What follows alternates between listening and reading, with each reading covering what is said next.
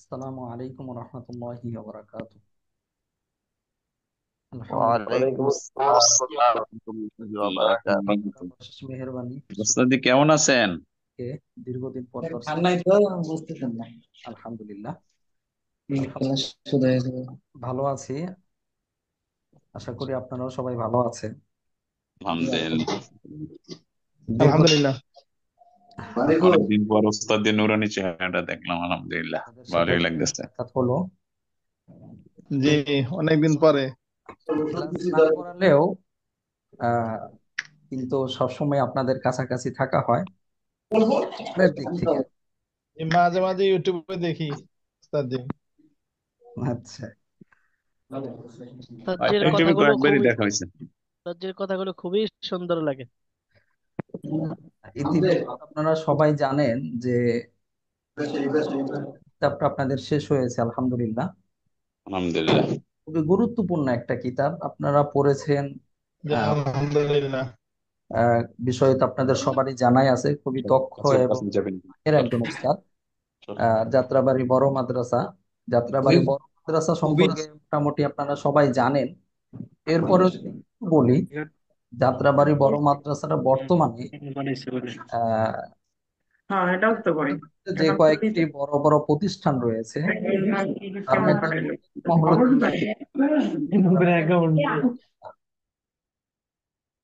এমনকি আমার জানা মতে ঢাকার মধ্যে সবচেয়ে বড় প্রতিষ্ঠান। ভবনের দিক থেকে বিভিন্ন ছাত্র ইত্যাদি মিলিয়ে মনে হয় সবচেয়ে বড় প্রতিষ্ঠান হবে এই যাত্রাবাড়ি বড় মাদ্রাসায়। তো এই প্রতিষ্ঠানেরই একজন মাহের উস্তাদ মুফতি আবুল কালাম আনসারী হাফিজাহুল্লাহ, তার কাছে আপনারা উসুল ইফতা কিতাবটা পড়েছেন। আমাদের এখানে যে নিয়মটাকে আমরা সাধারণত ফলো করে থাকি, শুরুর দিকে বেশি কিতাব না পড়িয়ে এবং সবগুলো কিতাব না পড়িয়ে যেই কিতাবগুলো বেশি গুরুত্বপূর্ণ, যেগুলো সচরাচর আমাদের কাজে লাগে বা ময়দানে গেলে যেগুলো কাজে লাগবে, ওইগুলোকে আমরা বেশি গুরুত্ব দিয়ে বেশি সময় নিয়ে পড়াই। তারপরে গিয়ে যেগুলো আনুষঙ্গিক বিষয় রয়েছে বা যেগুলো একটু গুরুত্ব তুলনামূলক কম, ওই কিতাবগুলো পরে পড়ানো হয় বা শেষের দিকে পড়ানো হয়। দীর্ঘ একটা সময় নিয়ে আপনাদেরকে কাওয়াইদুল ফিক কিতাবটা পড়ানো হয়েছে। এরপরে আপনাদের উসুল ইফতা কিতাবটা পড়ানো হলো, এটাও একটা দীর্ঘ সময় নিয়ে। কাওয়াইদুল ফিক বিষয়ে তো আলহামদুলিল্লাহ আপনারা সবাই জানা আছে, অবগত আছেন, যেহেতু আমি নিজে পড়িয়েছি। আর উসুল ইফতা কিতাবটা সামান্য কয়েকটা বাক্যের মধ্যে যদি আমি বলি, এই কিতাবটা এমন একটা গুরুত্বপূর্ণ কিতাব যে কিতাবটা পড়লে আপনি ফতোয়া দেওয়ার নিয়ম কানুন, উসুল, নীতিমালা, এগুলো আপনি খুব সুন্দরভাবে জানতে পারবেন। শুধু যে নীতিমালা জানবেন এমনটা নয়, সাথে সাথে ফতোয়া দেওয়ার ক্ষেত্রে, মাসলা মাসাইল ইস্তেমবাতের ক্ষেত্রে কি পদ্ধতি, কি তরিকা উলামায়ে কেরাম, মুস্তাহিদগণ, সাহাবায়ে কেরাম, এমন কি পরবর্তী উলামায়ে কেরাম, সমস্ত ইমামগণ কি তরিকা অবলম্বন করতেন, এটাও খুব সুন্দরভাবে জানা যায়।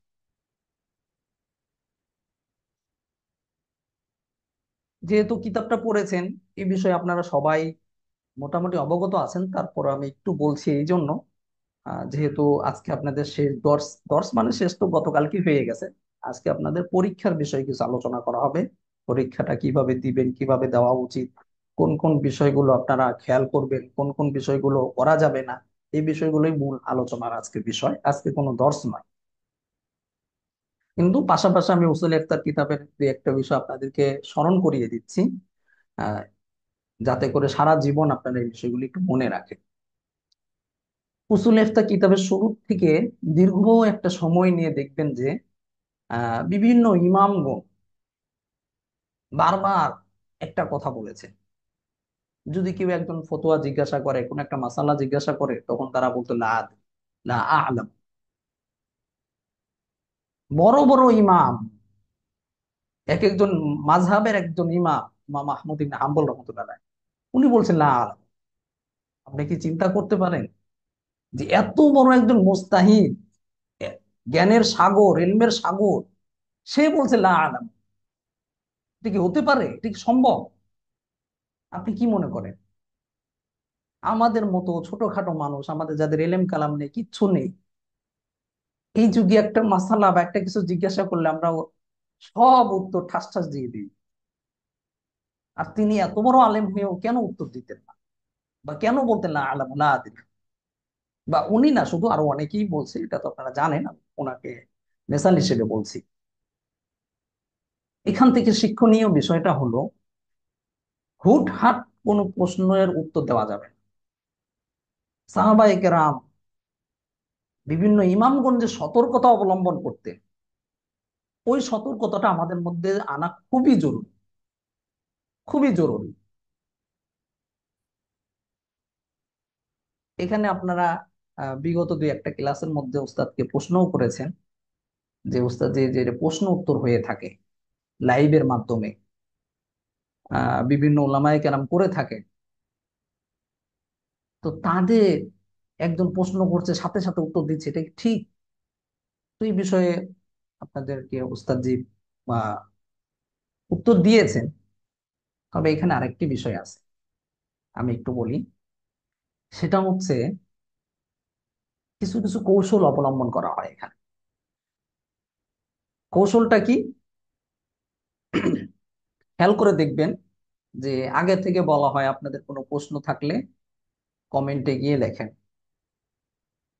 তারপরে ওইখান থেকে কিছু প্রশ্ন বাছাই করে ওই উত্তরগুলো রেডি করে, বা সামনে ল্যাপটপ নিয়ে ওইখানে উত্তরগুলো লিখে রাখে, দলিলগুলো লিখে রাখে, ওইটা দেখে, দেখে দেখে ঠাস ঠাস উত্তর দিয়ে দিচ্ছে। এটাও হতে পারে, এটাও কেউ কেউ করেন।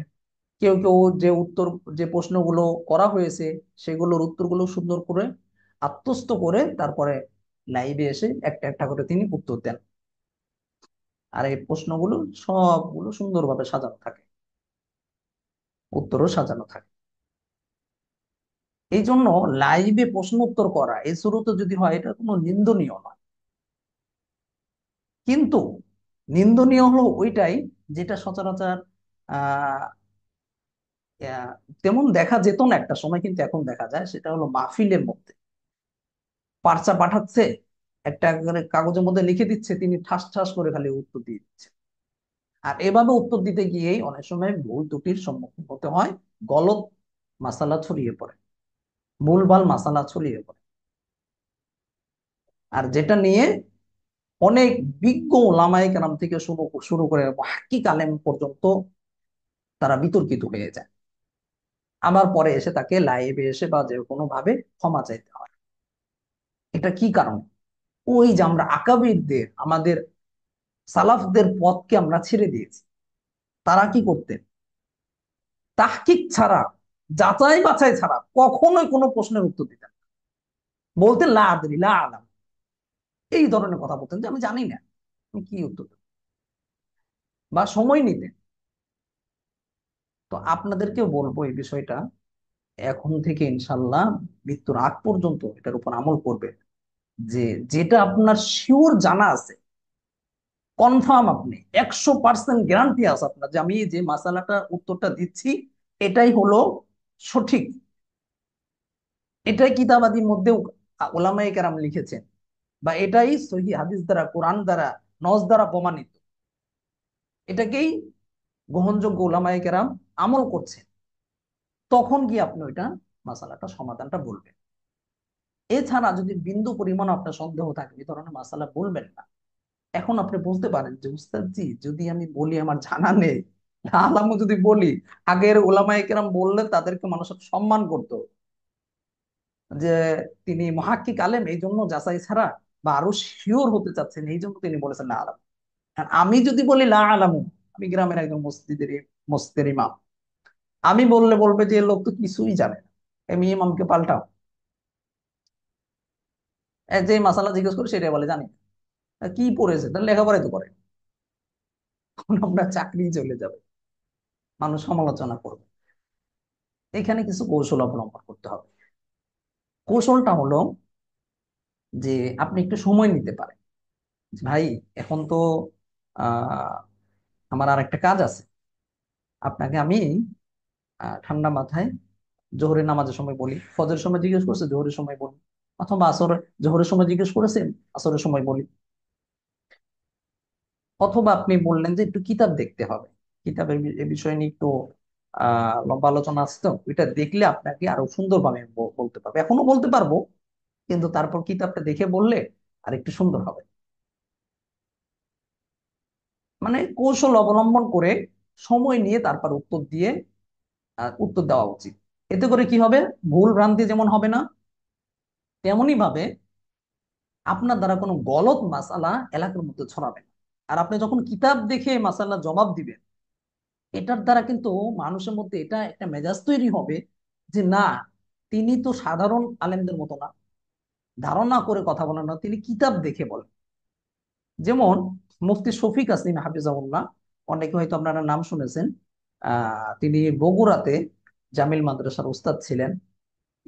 কিছুদিন আগে শুনলাম তিনি এখান থেকে চলে গেছেন বা আছেন, যাই হোক, মানে বগুড়া জামিল মাদ্রাসার উস্তাদ, সিনিয়র উস্তাদ। আরো মুফতি আহ আহ, আবু হাসান রাইয়ান সাহেব, আমার উস্তাদ।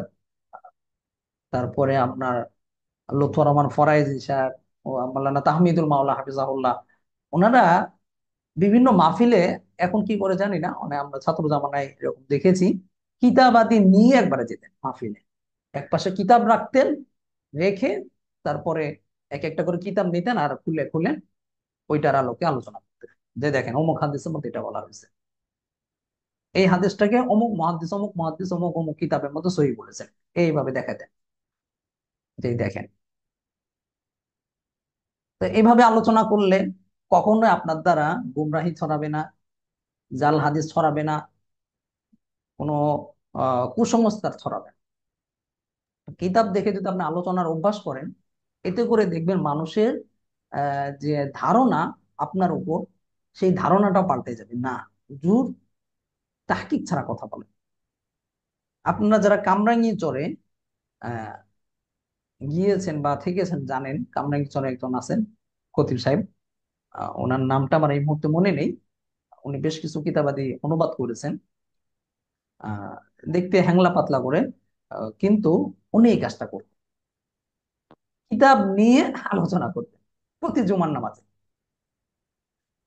জি আর ওস্তাদ জি, উনি, জি, আমি আমি একটু শেয়ার করি যে আমি যেটা দেখছি আর কি। আপনি আমাকে বলছেন যে আপনি এগুলো মোতালা করেন, তাহলে আপনার আচ্ছা, ফতুয়ারি এটা বাড়বে। আমি দেখছি যে যে কোনো একটা সেট ফতুয়া, যেমন দারুল উলুম অথবা কি বলে হাটহাজারের একটা সেট ফতুয়া যদি আপনার আয়ত্ত করতে পারে, তাহলে এখান থেকে 80% উত্তর চলে আসে ওস্তাদ।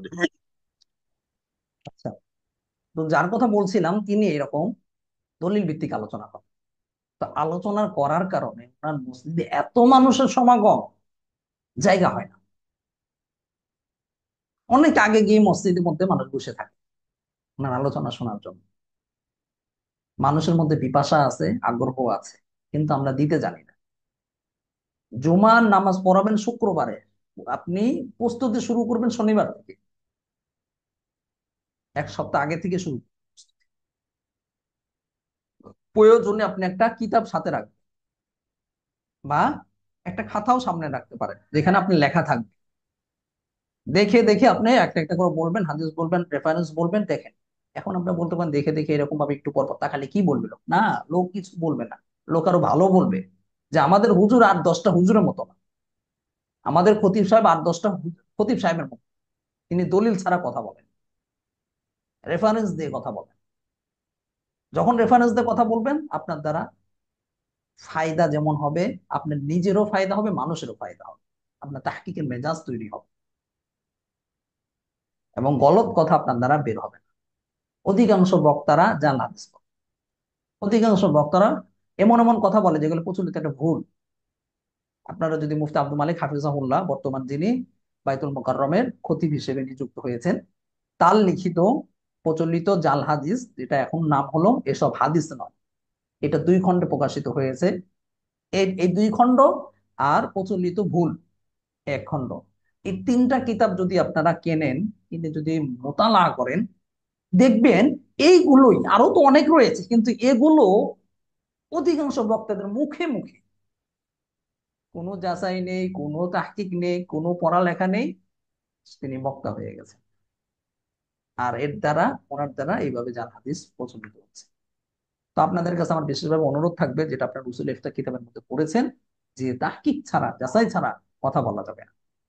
আর যে কোনো মাসআলার সমাধানের ক্ষেত্রে আহ যারা মুস্তাহিদ, উসুল ইফতা কিতাবের মধ্যে পড়েছেন মুস্তাহিদ দুই রকমের আছে। তো আমরা তো মুস্তাহিদ না, আমরা হলাম কি মূলত মুস্তাহিদের অনুসারী। তো আমরা তো মুফতিও না। ওইখানে উসুল ইফতা কিতাবের মধ্যে পড়েছেন, আমরা কিন্তু মুফতিও না, মুফতি হওয়ার যোগ্যতা আমাদের নেই। আমরা মূলত নকলকারী নাকে, আমরা মুকাল্লিদ। আরেকজন এটা নকল করি। তো নকল করার ক্ষেত্রে আমরা যেহেতু আমাদের দেশে হানাফি মাযহাবকে ফলো করা হয়, আমরা হানাফি মাযহাবের আলোকেই ফতোয়া দেব, মাসআলার সমাধান করব। তবে চেষ্টা করব হানাফি মাযহাবে যে মাসালাটা আছে, এই মাসালাটা নস গুলো কি কি আছে, নস মানে কোরআন এবং হাদিসের কি কি হাওলা আছে, কি দলিল আছে, এগুলোতে বলা বা আলোচনার চেষ্টা করব। আপনি যদি একটা ফতোয়ার কিতাবের হাওলা দেন, যে মাহমুদিয়া, ফতোয়া মাহমুদিয়ার মধ্যে আছে, ফতোয়া দারুল উলুমের মধ্যে আছে, অথবা আপনি বললেন যে ফতোয়া হিন্দিয়ার মধ্যে আছে, বা এরকম একটা কিতাবের নাম বললেন যেটা ফতোয়ার কিতাব, তখন অনেকেই আছে, কিছু কিছু মানুষ আছে যারা এটাকে গ্রহণ করতে চাইবে না, যে না, এতে তো কোনো দলিলই নেই, কোরআন হাদিসের কোনো রেফারেন্স নেই, এতে নিজেদের হুজুরদের কিতাবের নাম বলে। কিন্তু যখন আপনি কোরআন থেকে আয়াত দিয়ে দলিল দিবেন, হাদিস থেকে দলিল দিবেন, তখন সে যে ফেরকারই হোক, যে দলেরই হোক, সে মানতে বাধ্য, সে মানবেই। এমনকি আপনার বিরোধী পার্টিও একসময় আপনার পক্ষে এসে যাবে। না, হুজুর তো আন্দাজে কথা বলে, যেটা বলেছে এটা হানাফি মাযহাবের একটা প্রতিষ্ঠিত আমল, এবং এটার পিছনে অসংখ্য দলিলও আছে।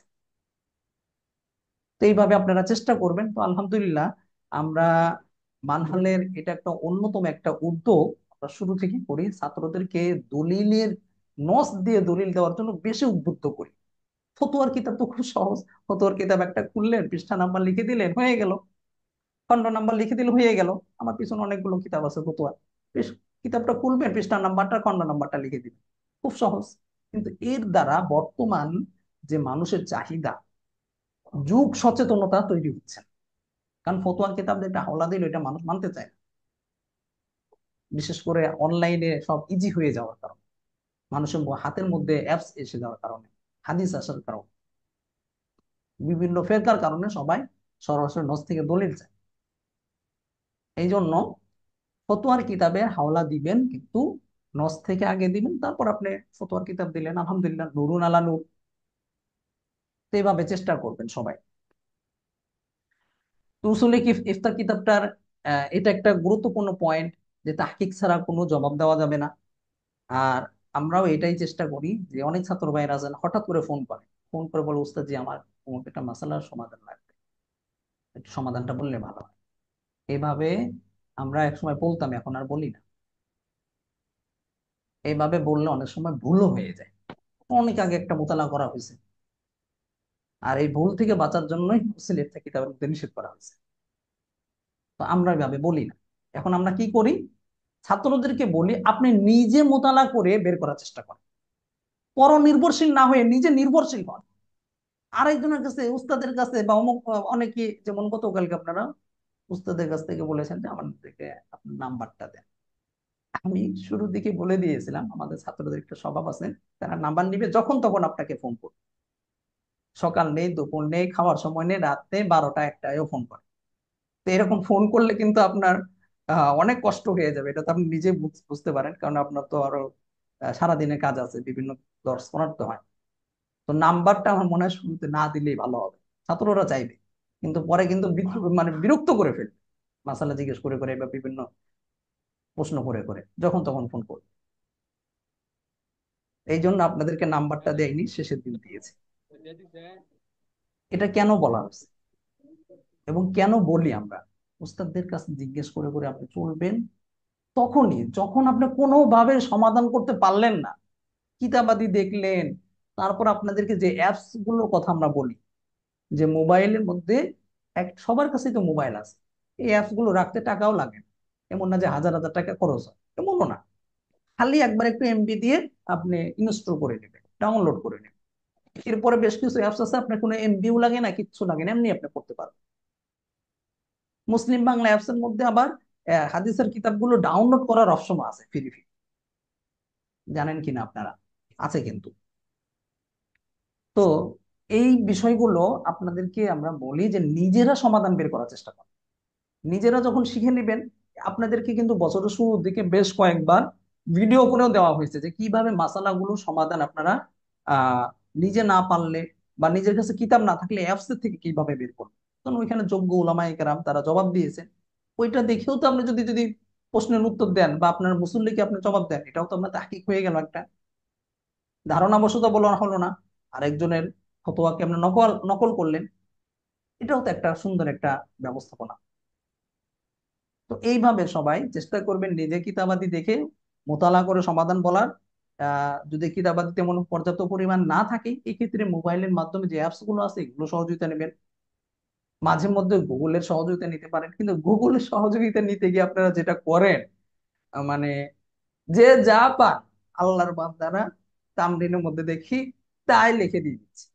কি হিজবুত তৌহিদ, কি কাদিয়ানি, কি আহলে হাদিস, মানে কোনো কিছু বাকি নেই। যেটা একটা লেখা সার্চ দিয়ে দিচ্ছে, যেটার উত্তরটা পাচ্ছে যার যে ওয়েবসাইটে, সেটাই নিয়ে আসে। গুগল হচ্ছে একটা মহাসমুদ্র। এখানে সবার ওয়েবসাইট আছে। আপনি যে সার্চ দিয়ে কিছু আসে, এগুলো কোত্থেকে আসে? এগুলো ওয়েবসাইট থেকে আসে। যেমন আমাদের মানহালের একটা ওয়েবসাইট আছে। মানহালের মধ্যে যে বিষয়টা, সেটা যদি আপনি সার্চ দেন, এক সময় দেখা যাবে যে শো করবে। কিন্তু আমরা ওইটা দেই না সাধারণত। তামরিন আমরা ওইটাই দিই যেটা আমরা করি, মানে করানো হয় না এর আগে। আমরা নতুন তামরিন দেই, কখনো পুরাতনটা দেই না। এই জন্য মানহালেরটা আসবেন। তো গুগল থেকে সহযোগিতা নেওয়ার ক্ষেত্রে খুবই মানে সচেতন থাকতে হবে।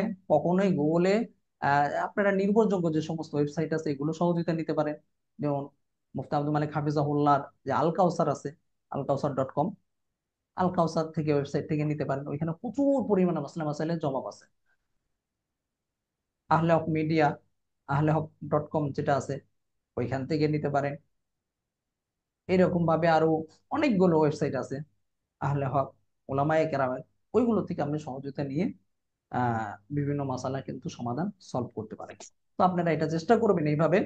আর বাকি ওস্তাদদের কাছে কোন একটা না পারলে ফোন করা, হোয়াটসঅ্যাপে এসে ভয়েস দেওয়া, মেসেজ দেওয়া, এই অভ্যাসটা ত্যাগ করতে হবে। নিজে স্বনির্ভর হতে হবে, যে আমি নিজে বের করব। যখন আপনি নিজে বের করা শিখে যাবেন, নিজে যখন সমাধানটা বের করতে পারবেন কিতাবাদি মোতালা করে, আত্মস্থ নিজে যখন আপনি এরকম বের করা অভ্যস্ত হয়ে যাবেন, তখন কিন্তু আপনার জন্য এটা ইজি হয়ে যাবে। আর যদি সারা জীবন যদি এই অন্যের কাছে জিজ্ঞাসা করেন, তখন একবার দুইবার তিনবার চারবার, এটা যেই হোক, সে কিন্তু একটু বিরক্ত হবে। আমি যেটা বোঝাতে চাচ্ছি, যদিও এই কথাগুলো আমি যখন দর্শ করিয়েছি অনেকবার বলেছি, আবার অনেকদিন পরে বললাম, যে নিজেরা আহ মাসালার সমাধান বের করার চেষ্টা করেন। ফতোয়া যে নিয়মগুলো আছে, নিয়মগুলো ফলো করে নিজেরা সমাধান বের করুন। ইফতার সাথী গ্রুপে প্রায় দিনই ছাত্ররা প্রশ্ন লিখে দেয়, দিয়ে যে সাথী ভাইয়েরা এই প্রশ্নের উত্তরটা দিলে ভালো হয়, সাথী ভাইয়েরা দলিল সহ উত্তর দিলে ভালো হয়। ভাই উত্তরটা দিবে কি? এখানে তো আলাদাভাবে আপনার সাথী ভাইরা নিযুক্ত নেই যে সে উত্তর দিবে। আর তার উত্তরটাও যে যথার্থ হবে এটাও তো না। কোনো কোনো সময় দিয়ে আমাদের নজরে পড়ে, কিন্তু আমরা তো সময় স্বল্পতার কারণে পারি না। দেখা যায় একজন ছাত্র উল্টা উত্তর দিয়েছে, ভুল উত্তর দিয়েছে, আপনি জানেন সেটাই জিজ্ঞেস করছেন। অথচ আপনার জন্য এই ছাত্র ভাইয়ের কাছে জিজ্ঞাসা না করে অ্যাপস থেকে যদি আপনি একটু সার্চ দিয়ে নিতেন, এটা কিন্তু আপনার জন্য আরো নির্ভরযোগ্য হতো। আপনারা এফতার সাথে গ্রুপে এসে, আমাদের এখানে ছাত্ররা ফারেক হয়ে গেলে আপনাদের যখন কোর্সটা শেষ হবে, তখন আবার আমরা আর একটা গ্রুপ আছে, ওই গ্রুপ আপনাদের জয়েন করিয়ে দেবো, আমাদের সাবেক ছাত্রদের। ওইখানেও দেখি বছর শেষ হয়ে গেল, মানহালের মতো একটা প্রতিষ্ঠানে পড়লো, যেখানে আমরা যেমন আপনাদের দেখেন 65টা তামরিন হয়ে গেছে। চিন্তা করতে পারেন, 65টা তামরিন পড়ানো হয়েছে। যে কতটুকু মেহনত করছেন এটা আপনারা নিজেরাই জানেন। কিন্তু আমরা তো করিয়েছি, আমরা তো দিয়েছি নিয়মিত। যারা তামরিন লিখেছেন প্রতিটা তামরিন পুঙ্খানুপুঙ্খানু দেখা হয়েছে, দেখে এগুলো সম্পাদনা করে প্রকাশও করা হয়েছে। ত্রুটি করা হয়। কেউ বলতে পারবেন না যে উস্তাদ জি বছরের শুরুতে ভর্তির সময় বলা হয়েছিল তামরিন দেওয়া হবে, তামরিন দেওয়া হয়। আপনারা ঠিক মতো তামরিন লেখেন না, এই জন্য প্রতিদিন দেওয়া হয় না, এখন একদিন পর পর দেওয়া হয়। হাতে গোনা অল্প তাহলে ওস্তাদ জি বাকি ছাত্র ভাইয়ের আপনারা তামরিন লেখেনি। না লেখার কারণে কি হবে? আপনি যে নিজে থেকে কিছু উত্তর দিবেন, দলিল বের করবেন, এই যোগ্যতাই হবে। সারাটা জীবন ভরে মানুষের কাছে জিজ্ঞাসা করতে হবে। আবার মাঝে মধ্যে মাদ্রাসার নাম্বারে ফোনও করে জিজ্ঞাসা করলে আমরা বলবো লা আলাম, জানি না। কারণ আমরা চাই না আপনারা আমাদের উপর নির্ভরশীল হয়ে থাকে, অন্য কোনো উস্তাদের উপর নির্ভরশীল হয়ে থাকে। আমরা নিজে বের করা শিখি। যাই হোক, গুরুত্বপূর্ণ একটা কথা বললাম, এটার উপর আমল করবেন। এখন আমরা পরীক্ষার বিষয়ে কিছু কথা বলি। সবকিছু কথাগুলো এর আগের পরীক্ষায় আমরা বলেছিলাম, অর্থাৎ প্রথম সাময়িক পরীক্ষা, ওই পরীক্ষায় যেভাবে বলা হয়েছে, যা বলা হয়েছে ওইগুলোই, এখানে নতুন কোনো কথা নেই। তারপর আপনাদের একটু স্মরণ করিয়ে দেওয়ার জন্য বলছি। অনেকে আপনারা পরীক্ষার মধ্যে পৃষ্ঠা নাম্বার লেখেন না। পৃষ্ঠা নাম্বার বলতে আপনি যে প্রথম যে পৃষ্ঠায় লিখলেন, ওইখানে 1 নাম্বার পৃষ্ঠা লিখবেন, তারপর 2 নাম্বার পৃষ্ঠা লিখবেন, 3 নাম্বার পৃষ্ঠা লিখবেন, এইভাবে পৃষ্ঠা নাম্বার গুলো দিতে হবে। দিলে কি হয়, কোন পৃষ্ঠার পরে কোন পৃষ্ঠা আপনি উত্তর লিখেছেন এটা আমাদের খুঁজে পেতে সহজ হয়। অনেকে আপনারা পৃষ্ঠা নাম্বার লেখেন, যদি পৃষ্ঠা নাম্বার না লেখেন, ওস্তাদের যদি খুঁজে পেতে কষ্ট হয়, ওই ক্ষেত্রে কিন্তু আপনাকে নাম্বার আংশিক কম দেওয়া হবে। অবশ্যই আপনারা পৃষ্ঠা নাম্বার গুলো লিখবেন খাতার মধ্যে। পৃষ্ঠা নাম্বারটা কোথায় লিখবেন? অনেকে ডান পাশে একবারে কোনায় লেখে, একবারে মনে করেন এই যে খাতা, এই খাতার এই জায়গা লেখে। এই জায়গা লেখার সময় অনেক সময় ছবি উঠাতে গিয়ে ছবিতে কেটে গেছে, এখানে লেখা যাবে। এখানে না লিখে আপনারা লিখবেন হলো মাঝখানে, একবারে খাতার মনে করেন মাঝখানে এই জায়গাটা লিখবেন। মাঝে মাঝে যখন লিখবেন তখন কিন্তু নজরে ভালো মতো পড়বে, এবং ওটা কেটেও যাবে না ছবি তুলতে গিয়ে। কি বললাম সবাই বুঝেছেন? খুবই গুরুত্বপূর্ণ একটা কথা। পৃষ্ঠা নাম্বারটা লিখতে হবে খাতার মাঝখানে। এরপরে জি আলহামদুলিল্লাহ ওস্তাদ, জি বুঝেছি। এরপরে আপনারা অনেকেই খাতা জমা দেন, কিন্তু খাতা জমা দেওয়ার সময় খেয়াল করেন না যে আপনি কয়টা পৃষ্ঠা দিলেন আর কয়টা পৃষ্ঠা লিখেছিলেন। মানে আপনি 10 পৃষ্ঠা লিখেছেন, খাতা জমা দিয়েছেন 9 পৃষ্ঠা। আধা ঘন্টা পরে এসে বলে উস্তাদ যে আমার একটা পৃষ্ঠা ভুলে ছুটে গেছে, আমার মনে নেই। এই জন্য কি করতে হবে, আপনারা একটা কাজ করবেন, যে কয় পৃষ্ঠা আপনি মনে করেন 10 পৃষ্ঠা লিখেছেন, তো প্রথমে 1 লিখলেন, এটা বাংলায় হোক আরবিতে হোক অথবা ইংরেজিতে 1 লিখে দিলেন। একটা মাদ্রাসার হোয়াটসঅ্যাপে 1 লিখে দিয়ে দিলেন, দিয়ে তারপরে 1 নাম্বার পৃষ্ঠাটা ছাড়বেন। তারপরে আবার 1 নাম্বার 2 নাম্বার, দুইটা আগে লিখে মাদ্রাসা হোয়াটসঅ্যাপে দিবেন। তারপরে 2 নম্বর পৃষ্ঠা ছাড়বেন, একসাথে দুইটা ছাড়বেন। দুইটা ছাড়লে কিন্তু এলোমেলো হয়ে যাবে, দুইও লিখলেন একসাথে, আবার পৃষ্ঠা নাম্বার নেবেন, এভাবে না।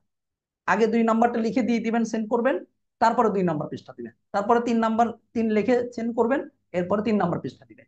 এভাবে দিলে আমাদের পৃষ্ঠাগুলো পেতে খুব সহজ হয়, সহজে আমরা খুঁজে পেতে পারি। তারপরে আবার আমাদের দেখতেও সহজ হয়, এবং আপনারও কোনো পৃষ্ঠা ছুটে যাবে না। কারণ আপনি পৃষ্ঠা নাম্বার 1 নাম্বার 1 নাম্বার করে দিয়েছেন, আপনি জানেন যে আমি 12 পৃষ্ঠা লিখেছি, তখন আপনি 12 পৃষ্ঠা পর্যন্তই 12 লিখে তারপরে খাতাগুলো জমা দেবেন। খুব গুরুত্বপূর্ণ একটা কৌশল বললাম, যে কৌশলটা অবলম্বন না করলে আপনাদের অনেকের, কষ্ট করে আপনি পড়লেন, মোতালা করলেন, কষ্ট করে লিখলেন, কিন্তু খাতা জমা দিলেন না, নাম্বার কিন্তু পাবেন না। তখন আপনার নিজের কাছে আফসোস লাগবে, ইস, এত কষ্ট করে লিখলাম, খাতাটা জমা দিলাম না। আর আপনি আধা ঘন্টা পরে এসে বা 5 মিনিট পরে এসে আবার খাতা জমা দিবেন, ওইটা গ্রহণ করা হবে না। এটা খুবই গুরুত্বপূর্ণ। সামনে বার্ষিক পরীক্ষা আছে, এই জন্য এই বিষয়টা খুব ভালোভাবে মনে রাখবেন। তারপরে আরেকটি বিষয় হলো, আপনাদের মেসেজের টাইম, প্রতিটা হোয়াটসঅ্যাপে এক টাইম আছে। যদিও এই টাইমটা আলহামদুলিল্লাহ আপনাদের বছরের শুরুতে বলা হয়েছিল, আপনারা অনেকে ঠিক করে ফেলছেন যে টাইম রাখবেন। মেসেজের টাইম আছে যে 3 দিন পরে মেসেজটা ডিলিট হয়ে যাবে, 1 সপ্তাহ পরে মেসেজ ডিলিট হয়ে যাবে। এটা হলো হোয়াটসঅ্যাপের সেটিং এ গেলে পাওয়া যায়। ওইখানে আপনারা ওই সেটিংটা, ওই যে টাইমটা সেট অফ করে রাখবেন। এতে করে আমরা 1 সপ্তাহ পরে, 15 দিন পরে যদি আপনার খাতা দেখতে চাই বা দেখতে যাই, তখন কিন্তু খাতাটা ডিলিট হয়ে যাবে না। আপনি এত কষ্ট করে লিখলেন, খাতা ডিলিট হয়ে গেল, আপনি টাইম দিয়ে রেখেছেন 3 দিন। তো আমাদের তো অনেকগুলো ছাত্র, এতগুলো ছাত্রের খাতা দেখতে একটু সময় লাগে। এই জন্য টাইমটা আপনারা রাখবেন না, টাইমটা অফ করে রাখবেন। ইনশাল্লাহ এটার লিখিত একটা ভিডিও এর আগে দেওয়া হয়েছিল, ভিডিও করে আবার ইনশাল্লাহ প্রয়োজনে দেওয়া হবে, যদি আপনাদের কারো বুঝতে অসুবিধা হয়। আশা করি বুঝতে অসুবিধা হবে না, এর আগে আপনাদেরকে বলা হয়েছে, ভিডিও করে দেওয়া হয়েছে। তো এই বিষয়টা খেয়াল রাখবেন। তারপরে গুরুত্বপূর্ণ আরেকটি বিষয় হলো, পরীক্ষার সময় আপনারা প্রচুর বানান ভুল করেন, ভুল বানানও ভুল করেন। ভুল বানান দীর্ঘ উকার দিয়ে লেখেন। ভুল বানান কি দীর্ঘ উকার হবে না হ্রস্ব উকার হবে? এই ভুল করা যাবে না, বানান ভুল যেন না হয়। বানান ভুল খুবই দৃষ্টিকটু একটা বিষয়। অনেক যোগ্যতা সম্পন্ন ব্যক্তিও যদি বানান ভুল করে, মানুষ এটাকে খুব বাজে ভাবে দেখে। এই জন্য বানান যেন ভুল না হয়, এটা অবশ্যই খেয়াল রাখবেন। এরপরে আপনারা যারা তামরিন লেখেন পরীক্ষার মধ্যে, তামরিনের মধ্যে আপনারা এবারত দেন না, তারপরে অর্থ লেখেন না, শুধু আয়াত অথবা হাদিস অথবা একটা ফতোয়ার কিতাবের নাম দিয়ে দিচ্ছে। না ভাই, এভাবে আমরা তামরিন শিখাই না। মানহালে থেকে এভাবে কখনো আমরা তামরিন করাই না। বড় বড় প্রতিষ্ঠান করাচ্ছে, ভাই আমরা বড় বড় প্রতিষ্ঠানের কথা আমরা বলছি না। এখানে আমরা যেভাবে শিখিয়েছি আপনাকে ওইভাবে লিখতে হবে। বড় বড় ফতোয়া বিভাগ থেকে উত্তর দিচ্ছে আর কয়েকটা কিতাবের নাম পৃষ্ঠা নাম্বার লিখে দিচ্ছে, শেষ। না, আমরা চাই আপনারা এমন ভাবে শিখেন যেন বর্তমান যুগে একবারে সর্বোচ্চ লেভেলের হয়, যে কোনো ফেরকার যে কোনো ব্যক্তি আপনারটা ফতোয়াটা যেন মাসালাটা যেন গ্রহণ করে নেয়। এই জন্য এবারত দিতে হবে। কোরআনে আয়াত দিয়ে দলিল দিলে কোরআনে আয়াতের এবারতটা দিবেন, তারপরে গিয়ে আয়াতের অনুবাদটা দিবেন, এরপরে আয়াত নাম্বার দিবেন। আবার হাদিসের ক্ষেত্রেও হাদিসের এবারতটা লিখতে হবে। এখন আপনারা বলতে পারেন উস্তাদ যে এবারতটা লিখতে গেলে একটু কষ্ট হবে। ভাই, পরীক্ষায় মাত্র 3টা তামরিন দেওয়া হয়, 2টা তামরিন দেওয়া হয়। এই 2টা তামরিন আপনি 5-6 পৃষ্ঠা লিখবেন না? একটু কষ্ট তো করতেই হবে। এই জন্য একটু কষ্ট হলেও এবারতটা পরিপূর্ণ লিখবেন। তবে এবারত হরকত দেওয়া জরুরি না। চাইলে হরকত দিতেও পারেন, নাও দিতে পারেন, সমস্যা নেই। কিন্তু এবারত লিখতে হবে, অনুবাদ লিখতে হবে, আবার হাওলা গুলোও দিতে হবে। বা খুব সহজে আমরা যেভাবে শিখিয়েছি ওইভাবে লিখতে পারেন।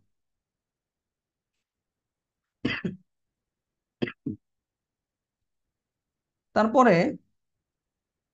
তামরিনের মধ্যে, উত্তরের মধ্যে আপনারা অনেকে স্পেস দেন না।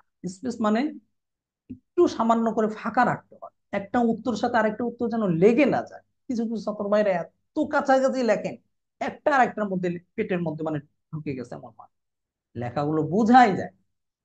এই জন্য স্পেস দিয়ে লিখবেন। একটু একটু 1 নাম্বার উত্তর লিখেছেন বা একটা তামরিনের একটা হাওলা দিয়েছেন, যে একটা হাদিসের ইবারত দিয়েছেন, তারপর অনুবাদ লিখেছেন, এরপরে আবার একটু ফাঁকা রেখে তারপরে আবার আবার আর একটা হাদিসের ইবারতটা লেখেন। এতে করে লেখাটা সুন্দর হয়, বুঝতে সুবিধা হয় এবং দেখতেও ভালো লাগে। তারপরে আপনারা পরীক্ষার মধ্যে অনেকেই, কেউ কিছুটা বাংলায় লেখে, কিছুটা আরবিতে লেখে, কিছুটা উর্দুতে লেখে। এভাবে লেখা যাবে না, এভাবে উত্তর লেখা যাবে না। কিছু বাংলা, কিছু আরবি, কিছু উর্দু বা অন্য, এভাবে না। লিখতে হবে 2টা ভাষায়।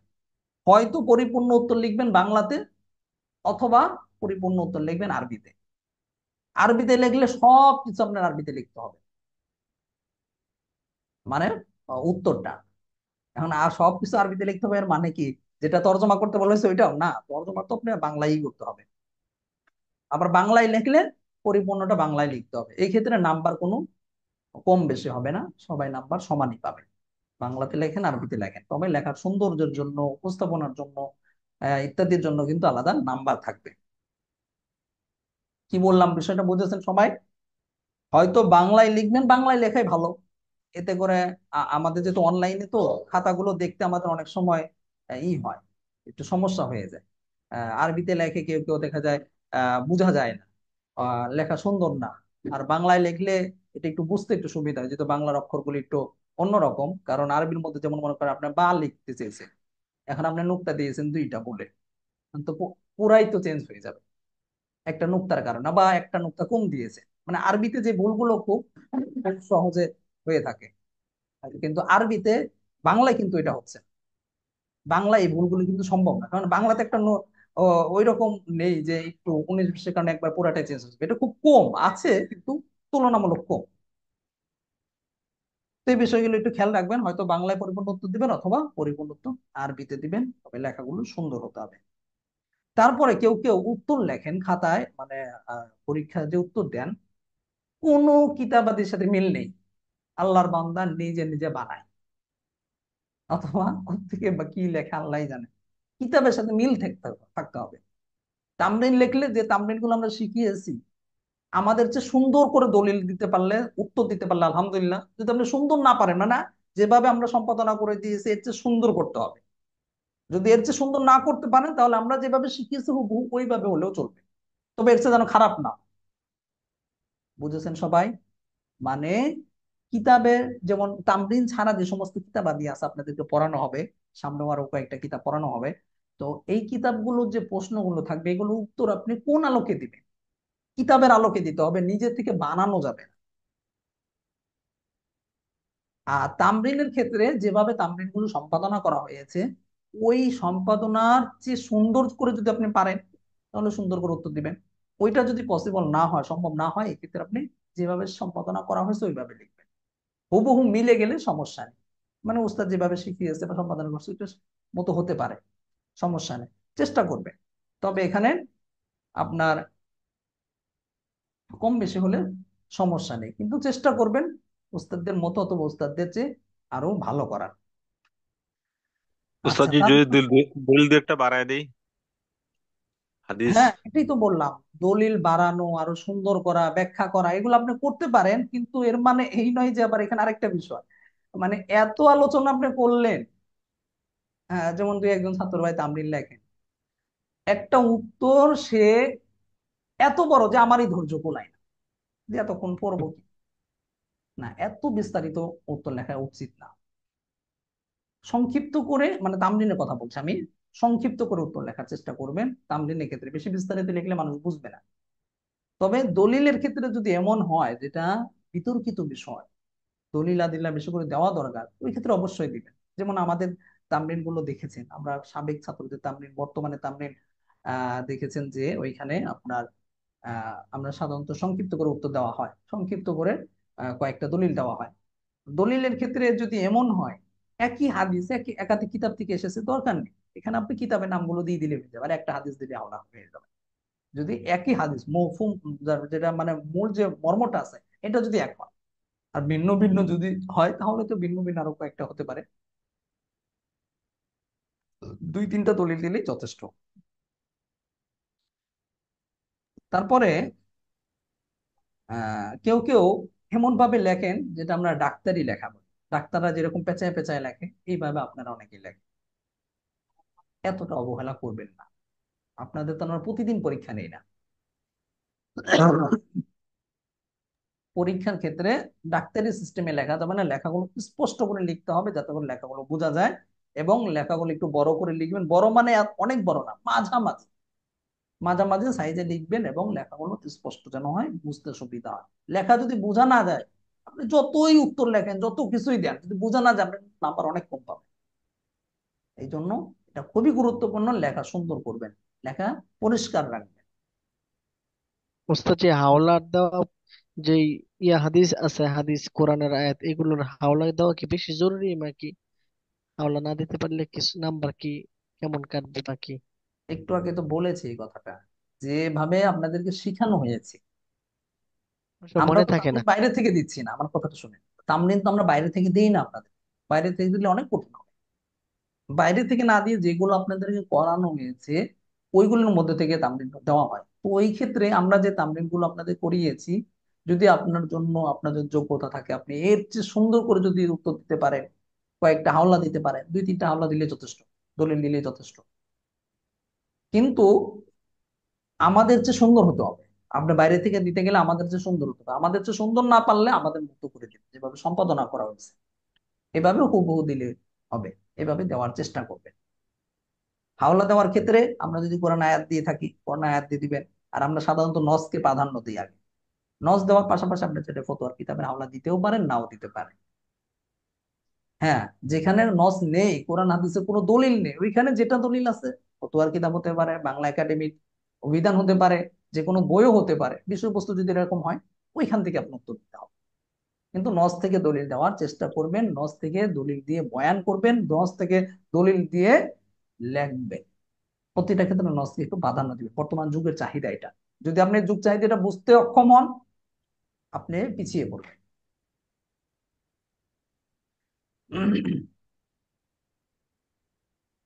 তারপরে গুরুত্বপূর্ণ আরেকটা বিষয়, আপনারা কোন প্রশ্নের উত্তর লিখছেন এটা লেখেন। আর এটা না লেখার কারণে আমাদের উত্তরটা পরিপূর্ণটা পড়ে বুঝতে হয় যে আপনার কোন প্রশ্ন উত্তর লিখেছেন। এই জন্য প্রতিটা প্রশ্ন লেখার আগে আপনি বাংলায় লিখতে পারেন যে 1 নং প্রশ্নের উত্তর বা 1 নাম্বার প্রশ্নের উত্তর, এটা উপরে মাঝখানে লিখে তারপর আপনি উত্তর লেখা শুরু করবেন। এইভাবেও লিখবেন। অবশ্যই প্রশ্ন নাম্বারটা লিখবেন, নতুবা আমাদের খুঁজে পেতে একটু কষ্ট হয়ে যায় খাতা দেখার সময়। তারপরে পরীক্ষার খাতার মধ্যে অনেকে নাম লেখেন, নিজের নামটা স্বাভাবিকভাবে লিখবেন। এখানে অনেকে দেখি হাফেজ, মাওলানা, মুফতি, কারি, আনসারি, মহাজেরি, মানে আরো যারা যে নামগুলি লকব গুলো আপনার লাগান, বেলালি, কি বলবো আমি, আপনারা ভালো জানেন মানে কে কি লাগান, নিজস্ব জেলার নাম লাগাচ্ছেন, সিরাজি। এগুলোর দরকার নেই। এগুলো একজন উস্তাদ দেখলে, কেউ দেখলে হাসে। আপনি ছাত্র মানুষ না, কেন উস্তাদের সামনে এইভাবে লকব, আপনি ব্যবহার লকব, আমি না যায় যায় যে কথা বলছি, আমি বলছি এখানে উস্তাদদের সামনে আপনি খাতায় পরীক্ষায় লিখবেন, এগুলো লেখার দরকার আছে? আপনার নামের জায়গায় হয় না, পরে জায়গা তো অল্প, এত কিছু লেখা দরকার। স্বাভাবিকভাবে আপনার নামটা লিখবেন, রোল নাম্বারটা অবশ্যই লিখবেন, এতে আমরা চিনতে পারবো আপনি কে। এখানে আনসারি, মহাজেরি, জিহাদি, ইত্যাদি ইত্যাদি এগুলো দৃষ্টিকটু, এগুলো উস্তাদের খাতায়, বিশেষ করে পরীক্ষা খাতায় লেখা কাম্য নয়। এগুলো আপনারা বিরত থাকবেন। আর প্রশ্নে যা চাওয়া হয় এটার উত্তর দিতে হবে। অনেকে আছে প্রশ্নে একটা চাওয়া হয়েছে, উত্তর দিচ্ছেন আরেকটা। এই জন্য আগে প্রশ্নটা পড়ে পড়ে নিতে হবে প্রশ্নের মধ্যে কি বলা হয়েছে। আর প্রশ্নের মধ্যে কি বলা হয় এটা কিন্তু আমরা দেখেছেন যে প্রতিটা পরীক্ষার, মানে এর আগে যে পরীক্ষা হয়েছে, প্রতিটা পরীক্ষার আপনাদের ভয়েস দেবার বলে দেওয়া হয়েছে এখানে প্রশ্নের মধ্যে কি চাওয়া হয়েছে। তারপরেও যদি আপনার বুঝে না আসে, ভয়েস শোনার পরেও ব্যক্তিগতভাবে আবার মাদ্রাসা হোয়াটসঅ্যাপে গিয়ে আপনি নক করবেন, দোস্তাদ যে আমি বলতে তারপরে বুঝতে পারছি না, আবার যদি আমাকে একটু বুঝিয়ে দিতেন। আপনাকে বুঝিয়ে দেওয়া হবে, কিন্তু প্রশ্নটাকে বুঝে নিতে হবে। প্রশ্নটা ভালো তো বুঝে নিয়ে তারপর উত্তর দিবে। এতে করে কি হবে, প্রশ্নে যা চাওয়া হয়েছে আপনি সেটাই উত্তর লিখবেন। আর যদি আপনি না বুঝে উত্তর লেখেন তখন কিন্তু আপনার নাম্বারও পাবেন না, আপনার শুধু শুধু কষ্ট হবে।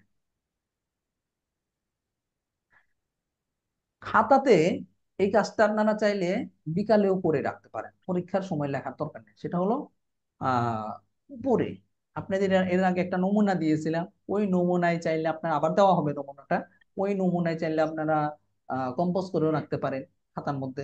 আবার চাইলে কম্পোজ করাও জরুরি না, নিজে হাতেও লিখতে পারেন সুন্দর করে। হাতে লিখলে প্রথমে নিজের নাম লিখবেন, তারপরে শ্রেণী লিখবেন, ইফতা, এরপরে আপনি আহ রোল নাম্বার লিখবেন। এই যে যে কয়েকটা পয়েন্ট আছে এগুলো অবশ্যই লিখবেন, বিশেষ করে রোল নাম্বারটা লেখা। আপনার নাম যদি ভুলেও যান, রোল নাম্বারটা কেউ ভুলেন। রোল নাম্বার যদি ভুলে যান, রোল নাম্বার বলতে ভর্তির সময় যে দাখিলা নাম্বারটা দেওয়া হয়েছে আপনাদেরকে ভর্তির হিসেবে, আপনাদের কিন্তু এখন যে রোল নাম্বারটা আছে এটা কিন্তু ভর্তি হিসেবে। কেউ কেউ আছে দুই একজন পড়া বাদ দিয়েছে, তার রোল নাম্বারটাও বাদ, কিন্তু আপনার যে রোল নাম্বারটা আছে ওইটাই, ওইটাই আমাদের বছরের শেষ পর্যন্ত থাকবে। এমনকি পড়ালেখা শেষ করলেও কখনো যদি আপনার প্রয়োজন হয়, তখন আপনাকে পরিচয় দিয়ে নাম্বারটা বলতে হবে যে আমার অমুক বছরের আমি ছিলাম, আমার রোল নাম্বারটা এত ছিল, আমার অমুক তথ্যটা জানা দরকার। আপনি যদি রোল নাম্বারটা বা দাখিলা নাম্বারটা না বলতে পারেন, তখন কিন্তু আমরা আপনাকে খুঁজে বের করতে পারবো না যে কোন বছরের কত কি ছিল, আমরা কিচ্ছু তথ্য দিতে পারবো না। দাখিলা নাম্বারটা বা রোল নাম্বারটা খুবই জরুরি। এই জন্য রোল নাম্বারটা খাতার মধ্যে অবশ্যই লিখবেন, এতে করে আমরা খুব সহজে আপনার সবকিছু তথ্য বের করতে পারবো। এখন কয়েকটা কথা বলি। আহ আচ্ছা, আরেকটি কথা বলে তারপরে এই বিষয়টা বলি। সেটা হচ্ছে তামরিন কয়টা পরীক্ষা হবে, এটা তো ইতিমধ্যে আপনাদেরকে লিখিতভাবে জানানো হয়েছে। এর আগে আমরা আপনাদের তামরিন করানো হয়েছে মোট 65টা তামরিন। 1 থেকে 35 পর্যন্ত তামরিন কিন্তু ইতিমধ্যে প্রথম সাময়িক পরীক্ষায় হয়ে গেছে। এবার হবে 36 থেকে নিয়ে 65 পর্যন্ত। এখন এই তামরিন গুলো কোথায় পাবেন? মোতালা করার জন্য তামরিন আপনি মাদ্রাসার ওয়েবসাইটে পাবেন। তামরিন আপনি মাদ্রাসার যে ফেসবুক গ্রুপ আছে, ফেসবুকে গিয়ে মানহাল ইসলামিক রিসার্চ সেন্টার বাংলায় লিখলেই মাদ্রাসার ফেসবুক গ্রুপ চলে আসবে। মাদ্রাসার ফেসবুক পেজের মধ্যে সবগুলো তামরিন আপলোড করা আছে, ওইখানে পেয়ে যাবেন। এগুলো যদি একটু খুঁজে বের করা একটু কষ্টকর, অ্যাপস আপনার ফেসবুক পেজ থেকে, গ্রুপ থেকে, ওয়েবসাইট থেকে, খুঁজে খুঁজে বের করতে হয় কোনটা পর কোনটা, এগুলো একটু কষ্ট হয়। এর চেয়ে আরামে যদি আপনারা একসাথে পেতে চান, সেটা হলো মাদ্রাসার অ্যাপসটা ডাউনলোড করে নেবেন। মাদ্রাসার ওয়েবসাইট মানহাল বিডি, ইংলিশে লেখা সার্চ দিলে ওইখানে গেলেই মাদ্রাসার ওয়েবসাইটের উপরে দেখবেন ডাউনলোড অ্যাপ। ওইটা অ্যাপসটা ডাউনলোড করে নিলে আপনি ওইখানে কিন্তু সবগুলো তামরিন পেয়ে যাবেন। বিগত বছরের ছাত্রদের তামরিন পাবেন, আপনাদের তামরিন পাবেন, সামনে আবার যারা ছাত্ররা আসবে তাদের তামরিন গুলো কিন্তু অটো আপনার মোবাইলে ওই অ্যাপস এর মধ্যে গিয়ে যুক্ত হয়ে যাবে, আপনার কিচ্ছু করা লাগবে না। এই জন্য অ্যাপসটা আপনারা ডাউনলোড করে রাখবেন মাদ্রাসার ওয়েবসাইট থেকে। আর অ্যাপস এর মধ্যে আপনাদের আহ তামরিন নাম্বারটা তো আমরা বলে দিয়েছি, যে 211 পর্যন্ত হলো আগের ছাত্ররা করেছে, অর্থাৎ সাবেক ছাত্ররা। 200 না, 210 পর্যন্ত আগের ছাত্ররা করেছে, 211 থেকে কিন্তু আপনারা শুরু করেছেন। মানে অ্যাপস এর সিরিয়াল নাম্বার বলছি। অ্যাপস এর মধ্যে কিন্তু সবার তামরিন আছে, এটা মনে রাখতে হবে, মানে আগের ছাত্রদের আছে, আপনাদের তামরিন আছে। তো আপনাদের তামরিন শুরু হয়েছে 211 নাম্বার থেকে। 11 থেকে আপনারা আহ 45 পর্যন্ত হলো প্রথম সাময়িক পরীক্ষায় লিখেছেন, মানে পরীক্ষা হয়েছে। এবার হবে 246 থেকে নিয়ে 275 পর্যন্ত সম্ভবত, মানে একবার শেষ পর্যন্ত 246 থেকে নিয়ে একবার শেষ পর্যন্ত হলো, এটা হলো দ্বিতীয় সাময়িক পরীক্ষার তামরিন, বা এই তামরিন গুলো আপনারা করেছেন প্রথম সাময়িক পরীক্ষার পর থেকে। আর বার্ষিক পরীক্ষার আপনাদের 211 নাম্বার থেকে নিয়ে যে কয়টা তামরিন আপনারা করতে পারেন, আপনারা তো তামরিন লেখেনই না, হাতে গোনা কয়েকজন, যাও যাও লেখেন আপনারা, অধিকাংশই আপনারা দেখা যায় এই অন্যের লেখা কপি করে নিয়ে এসে দিয়ে দেন, পরে নিচে নিজের নাম লিখে দেন। এটা তো একদমই খেয়ানো উচিত না। আর এই কারণে আমাদের অনেক সমস্যা হয়, যে আপনি নিজে লিখলেন নাকি অন্যের লেখা কপি করলেন, এটা আবার যাচাই করতে আমাদের আলাদা লোক লাগে, আলাদা সময় যায়। এই জন্য নিজে যতটুকু পারেন ততটুকু লিখে দিবেন, এতে করে আমাদের সুবিধা হয়। আর আপনারা যদি তামরিন না লেখেন, যেমন এখন হাতে গোনা কয়েকজন লিখছেন, আমরা জানি কে কে লিখছেন, সম্ভব হলে আমরা তাদেরকে বিশেষ পুরস্কার দেওয়ার চেষ্টা করবো ইনশাল্লাহ। আর যদি সম্ভব নাও হয়, আপনাদের জন্য অন্তরস্থল থেকে দোয়া থাকবে সবসময়। আর আপনাদের এই মেহনতটা বৃথা যাবে না। আপনি যে এক একটা আয়াত লিখছেন, হাদিস লিখছেন, মোতালা করছেন, এই যে বারবার কিতাবাদি দেখছেন, এটা কিন্তু বৃথা যাবে না, আপনার কিন্তু ইস্তেদাত হচ্ছে। ইফতা বিভাগের এটা একটা মূল বিষয়। মাত্র তো কয়েক ঘন্টা দর্শ হয়, বাকি সময় ছাত্ররা ইফতা বিভাগে কি করে? এই ফতোয়ার কিতাবে, এই কিতাবাদি, ওই হালে দলিল আদিল্লাহ খোঁজে, এগুলি নিয়ে চর্চা করে, তামরিন নিয়ে, ফতোয়া নিয়ে পড়ে থাকে। এতেই তো ইস্তেদাতটা হয়। এই জন্য আপনাদের এই মেহনতটা বৃথা যাবে না, যারা সময় দিয়ে আধা ঘন্টা 1 ঘন্টা সময় দিয়ে যে যে তামরিন গুলো লিখছেন, এটা কিন্তু আপনার ভালো একটা যোগ্যতা হচ্ছে। আর যারা লিখছেন না, মনে করছেন যে আমি তো বেঁচে গেলাম, আমি তো লাভবান হয়ে গেলাম, না, আপনি নিজের ক্ষতি করলেন। বছর শেষ হয়ে যাবে, কিন্তু আপনার দেখা যাবে যে আপনি কোনো একটা মাসালা ভালো মতো উত্তর দিতে পারেন না, লিখতে পারেন না, সুন্দর করে গুছাতে পারেন না, গুছিয়ে লিখতে পারেন না, এটাই থেকে যাবে। যাই হোক, সবাই লেখার চেষ্টা করবেন, নতুবা আমরা তামিল গুলো সামনে আর কিছু করে আমরা বন্ধ করে দিতে বাধ্য হব। কারণ আপনারা যদি না লেখেন, তাহলে আমরা কার নামে তামিল প্রকাশ করব? আপনাদের তো লিখতে হবে। আর আপনারা না লিখলে আমাদের, ইতিমধ্যে 65টা হয়েছে, আর কিছু লিখে করে হয়তো বন্ধ করে দিতে হবে। আর যদি আপনারা লেখেন, ইনশাল্লাহ আরো কিছু তামরিন করানো হবে। তো তামরিন পরীক্ষাটা কিভাবে হবে এটা বললাম। তামরিনের পরীক্ষা সিস্টেমটা হলো, যেভাবে আপনাদের উত্তর লেখানো হয়েছে ওইভাবেই লিখতে হবে। তামরিনের মধ্যে দেখেছেন যে প্রথমে কি করতে হয়, প্রশ্নটা লিখতে হয়, তারপরে আপনার প্রশ্নের মধ্যে যদি সালাম থাকে, আহ তারপরে সালামের উত্তর দিতে হয়, সংক্ষিপ্ত ভাবে খুতবা লিখতে হয়, বিসমিল্লাহ লিখতে হয়, এগুলো আপনি লিখবেন। তারপরে গিয়ে সংক্ষিপ্ত ভাবে আগে যে প্রশ্নের মধ্যে কি চাওয়া হয়েছে ওইটার উত্তরটা লিখতে হয়। এরপরে গিয়ে দলিল লিখতে হয়, প্রথমে আবারও, তারপরে অনুবাদ, তারপরে হলো হাদিস হলে হাদিসের হাওলা, কোরআন হলে কোরআনের আয়াত নাম্বার, এরপরে ক্ষেত্র বিশেষে আবার তাহকিকও লিখতে হয়।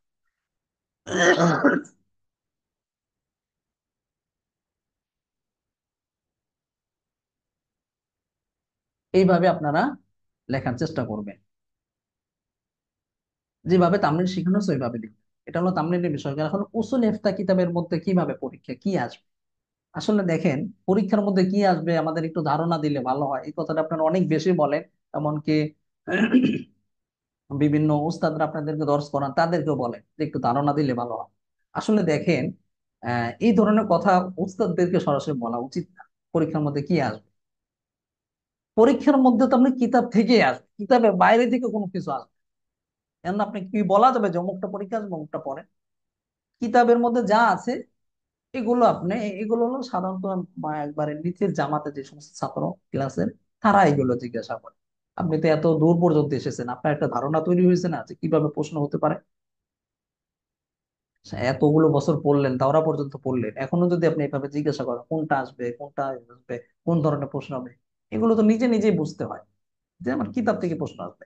যেমন মনে করেন কিতাবের মধ্যে পড়া হয়েছে যে ফতোয়ার নিয়ম কানুন, ফতোয়া লেখার ক্ষেত্রে কি কি সতর্কতা অবলম্বন করতে হবে, এগুলো আপনার কয়েকদিন আগে পড়লেন। এটাও তো হতে পারে যে ফতোয়া লেখার ক্ষেত্রে একটা প্রশ্ন করা হলো কি কি সতর্কতা অবলম্বন করতে হবে, ফতোয়া লেখার নিয়মগুলো কি কি। তারপরে মনে করেন প্রশ্নের মধ্যে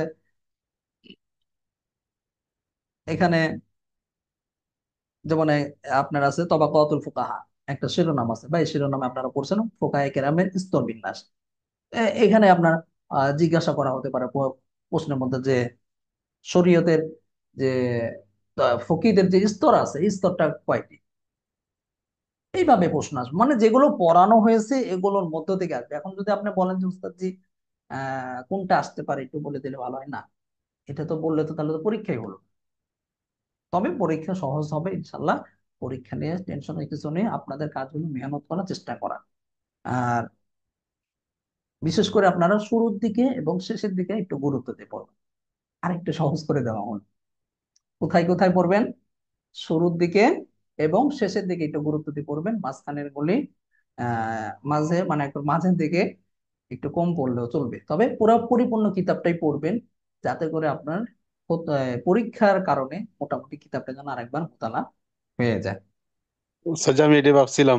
তো আমি পুরোটা কিতাব পড়ছি, আমার 60 পৃষ্ঠা বাকি আছে। তো এভাবে মোটামুটি আপনাদের পরীক্ষার বিষয়গুলো তো বললাম। আর কয়েকটি বিষয়, সেটা হলো দ্বিতীয় সাময়িক পরীক্ষার পরে কোন কোন কিতাব পড়ানো হবে, এটাও কেউ কেউ আগে থেকে জানতে চাচ্ছে। আসলে আহ, আপনারা হয়তো অনেকেই খেয়াল করছেন, খেয়াল করেন, যখন আপনি ভর্তি হয়েছেন ভর্তির সময়ই আপনাকে অনেকগুলো বিষয় দেওয়া হয়েছে, এগুলো কিন্তু অনর্থক দেওয়া হয়। যে প্রশ্নগুলো আপনি 6 মাস পরে করবেন ওই প্রশ্নের উত্তর তখনই দিয়ে দেওয়া হয়েছে, যে কোন কোন কিতাব পড়ানো হবে, যা বলা হয় তাই করা হয়। বিশেষ ওজন না হলে ব্যতিক্রম করা হয় না। তো আপনাদের যে কিতাবের তালিকাগুলো দেওয়া হয়েছে তার মধ্যে দেখেছেন না কি কি কিতাব আছে। কাওয়াইদুল ফিকের কথা আছে, উসুল ইফতার কথা আছে, যেগুলো আপনারা ইতিমধ্যে, আবার ফারাইজের কথা আছে। এই তিনটা তো আপনাদের শেষ। ফারাইজ এক উস্তাদ পড়িয়েছে, কাওয়াইদুল ফিক আরেক উস্তাদ পড়িয়েছে, উসুল ইফতা একজন পড়ায়। সামনে আপনাদেরকে যাত্রাবাড়ি বড় মাদ্রাসার মুফতি আশরাফ আলী আহ, সাহেব আপনাদেরকে দর্শ দেবেন ইনশাল্লাহ। আর আপনাদের তো পরীক্ষা শুরু হবে 24-25 তারিখ পরীক্ষা, 24 তারিখ উসুল ইফতা হবে, 25 তারিখ তামরিন পরীক্ষা হবে, তারপরে আপনাদের পরীক্ষা ছুটি থাকবে। এরপরে আপনাদের ছুটি শেষ হয়ে আপনাদের মুকাদ্দিমাতুদ দুরুল মুখতার, যে কিতাবগুলো আমরা নাম বলেছিলাম, মুকাদ্দিমাতুদ দুরুল মুখতার, তারপর রসমিল মুফতি, আল আসবান নাজায়ে, এই কিতাবগুলো আপনাদেরকে আহ বাকি যে সময়টা আছে এই সময়গুলোতে পড়ানো হবে। যদি আরেকটু সময় পাওয়া যায় তাহলে আপনাদের কিছু আরো একটু, আরো দুই একটা বিষয়ে একটু ধারণা দেওয়ার চেষ্টা করা হবে ইনশাল্লাহ। সময়ের উপর নির্ভর করবে, যেহেতু আমাদের হাতে সময় কম। আহ তো আমরা এই কিতাবগুলো বিশেষ করে আপনাদেরকে পরীক্ষার পর পর, মানে এই যে পরীক্ষা ছুটির পর দ্বিতীয় সাময়িক পরীক্ষার পরে প্রথমে মুকাদ্দিমাতুদ দুরুল মুখতার, এটা তো সংক্ষিপ্ত, অল্প একটা মুকাদ্দমা শুধু। তারপর রসমুল মুফতি, এটাও মোটামুটি ছোট একটা কিতাব। এই দুইটা কিতাবই, মানে এই বিষয় দুইটাই হলো কি ছোট। আল আসবান নাজায়াটা একটু বড়। তো আল আসবান নাজায়েরও কিন্তু আপনারা কিন্তু আহ মোটামুটি কিন্তু পড়ে ফেলেছেন। কিভাবে পড়ে ফেলেছেন মনে আছে আপনাদের? আমি পড়িয়েছিলাম, বারবার বলছিলাম যে আপনাদের কিন্তু আলাদা একটা কিতাব আছে আল আসবান নাজায়ের, সেটা কখন, ওই যে কাওয়াইদুল ফিক কাওয়াইদুল কিতাব। ফিকহি আমাদের আল আবার আসবান নাজাহের আপনাদেরকে থেকে বারবার নেওয়া বলা, হয়েছে। কাওয়াইদুল ফিকের মধ্যে কিন্তু বহুবার কিতাবের নামটা এসেছে আল অধিকাংশ আসবান নাজায়ের। কায়দাই কাওয়াইদুল ফিকহির মধ্যে হ্যাঁ, নেওয়া তো হয়েছে আসবান। ওই এটাও কায়দা বিষয়, ওইটাও কায়দা বিষয়, কিন্তু আহ এখানে একটু সংক্ষিপ্ত কাওয়াইদুল ফিকের মধ্যে, আর হলো আল আসবান নাজায়ের একটু বিস্তার, অনেক আলোচনা। তো ইনশাল্লাহ ওই কিতাবটাও পড়ানো হবে, তবে প্রথমে পরীক্ষার পরে আপনাদেরকে মুফতি আশরাফ আলী, আহ, যাত্রাবাড়ি বড় মাদ্রাসার ইফতা বিভাগের সিনিয়র উস্তাদ, দীর্ঘদিন ধরে তিনি উস্তাদ হিসেবে আছেন, খুবই মাহের একজন আলেম। তিনি ইনশাল্লাহ আপনাদেরকে দর্শ দিবেন যদি আল্লাহ তাআলা ওনার শরীর স্বাস্থ্য সবকিছু ভালো রাখেন ইনশাল্লাহ। তো আপনারা পরীক্ষার পরে ইনশাল্লাহ এই কিতাবগুলি পড়বেন। আর কিতাবগুলির নাম আপনাদের কিন্তু সবাইকে ভর্তির সময় দেওয়া দেওয়া হয়েছে, ওইখান থেকেও চাইলে আপনি নামের কিতাবগুলো আবার সংগ্রহ করে রাখতে পারেন, যদি কারো না থাকে কিনে রাখবে। আর যার কাছে আপাতত নেই, আপনাদেরকে খুব পিরাপিরিতে আমরা পিডিএফটা দিচ্ছি, আমরা পিডিএফ দেই না, বাধ্য হয়ে আপনাদের পিরাপিরিতে এবার আমরা মাদ্রাসার ওয়েবসাইটে পিডিএফটা দিয়েছি। পিডিএফটা ডাউনলোড করে চাইলে মোতালা করতে পারেন। তবে আপনাদের কাছে আমি অনুরোধ করব, বিশেষভাবে অনুরোধ করব, ভাই কত টাকা তো কত জায়গায় যায়, মাত্র 1000 টাকা। ইফতা বিভাগের মতো একটা গুরুত্বপূর্ণ একটা ক্লাস, যেটা আপনার সারা জীবন লাগবে কাজে, এই মৌলিক কয়েকটা কিতাব 1000 টাকা হয়ে যায়। এই 1000 টাকা আপনারা কষ্ট করে হলেও কিতাবগুলো, মৌলিক কিতাবগুলো আপনারা কিনে রাখবেন। কিনে আপনারা এটা নিজের কাছে সংগ্রহে রাখবেন। 1000 টাকা একটু কষ্ট করে হলেও খরচ করবেন। ওস্তাদ, যে তারপরে মুকদ্দমায় দুররে মুখতার কি আলাদা কিতাব পাওয়া যায়? যে মুকদ্দমায় দুররিল মুখতার আলাদা কিতাব পাওয়া যায় একটু করে? আলাদা, আহ, জি জি জি, আমার আলাদা জানা আছে, মতে, আমি কিনছি। আমার জানা মতে মানে আপনার আরবি যেটা আছে, মানে আরবি যে মূল যে আরবিটা, আরবিটা ইসলামী ফাউন্ডেশনে, এই ইসলামী টাওয়ারের বাংলা বাজারের লাইব্রেরির নামটা আমার এই মুহূর্তে মনে নেই, ওরা বের করেছে আলাদা, খুবই পাতলা করে যে যে ওখানে বের যেগুলো লাগবে করেছে। খুঁজতে পাবে। বাকি আপনি যে বাংলা যেটা আছে, বাংলার সাথে আরবি, এটা আবার কয়েক আল কাউসার প্রকাশনী বের করেছে, তারপরে মাহমুদিয়া লাইব্রেরি বের করেছে, আরো দুই একজন বের করে থাকতে পারে, আমার এই মুহূর্তে জানা নেই। মানে বাংলাটার কথা বলছি, শুধু মুকাদ্দমাটা আপনারা একটু খোঁজ করলে পেয়ে যাবেন ইনশাল্লাহ। আর যদি খোঁজ করার একটা সহজ পদ্ধতি, আপনাদেরকে নাম্বারও দিয়ে দেওয়া হয়েছে দুই ভাইয়ে, যে তাদের কাছে আপনারা চাইতে পারেন, যদি তাদের কাছে কিতাব থাকে আপনাদেরকে কুরিয়ারের মাধ্যমে পাঠিয়ে দিবে। আর তারা আমাদের নির্ভরযোগ্য দীর্ঘদিন, আর তাদের মধ্যে একজন তো আমাদের ছাত্রই, সাবেক ছাত্র, আর একজন আমাদের প্রতিষ্ঠানের সাথে অনেক নিবিড় ভাবে তিনি যুক্ত আছেন দীর্ঘদিন ধরে। তাদের মাধ্যমেও চাইলে আপনারা কুরিয়ারে নিতে পারেন। আবার চাইলে নিজে বাংলা বাজারে গিয়ে অথবা যাত্রাবাড়ি বড় মাদ্রাসার এখানে মার্কেটেও, কিন্তু কিতাব মার্কেটেও আপনি কিতাবগুলো পাবেন, অথবা আপনার যে এলাকা বা যে জেলায় আছেন ওইখানে কোনো লাইব্রেরিতে যদি যোগাযোগ করেন, যদি থাকে এরকম লাইব্রেরি, ওইখানেও পেয়ে যাবেন। আর না পেলে আমার মনে হয় কুরিয়ারে নেওয়াটাই বেটার হবে। আচ্ছা, আরেকটা বিষয় হলো খুবই গুরুত্বপূর্ণ কথা, এই কথাগুলো কিন্তু অন্যান্য উস্তাদরা আপনাদেরকে বলবেন না, আমি বলছি আপনাদেরকে, এই জন্য এগুলো একটু মনোযোগ দিয়ে শুনেন।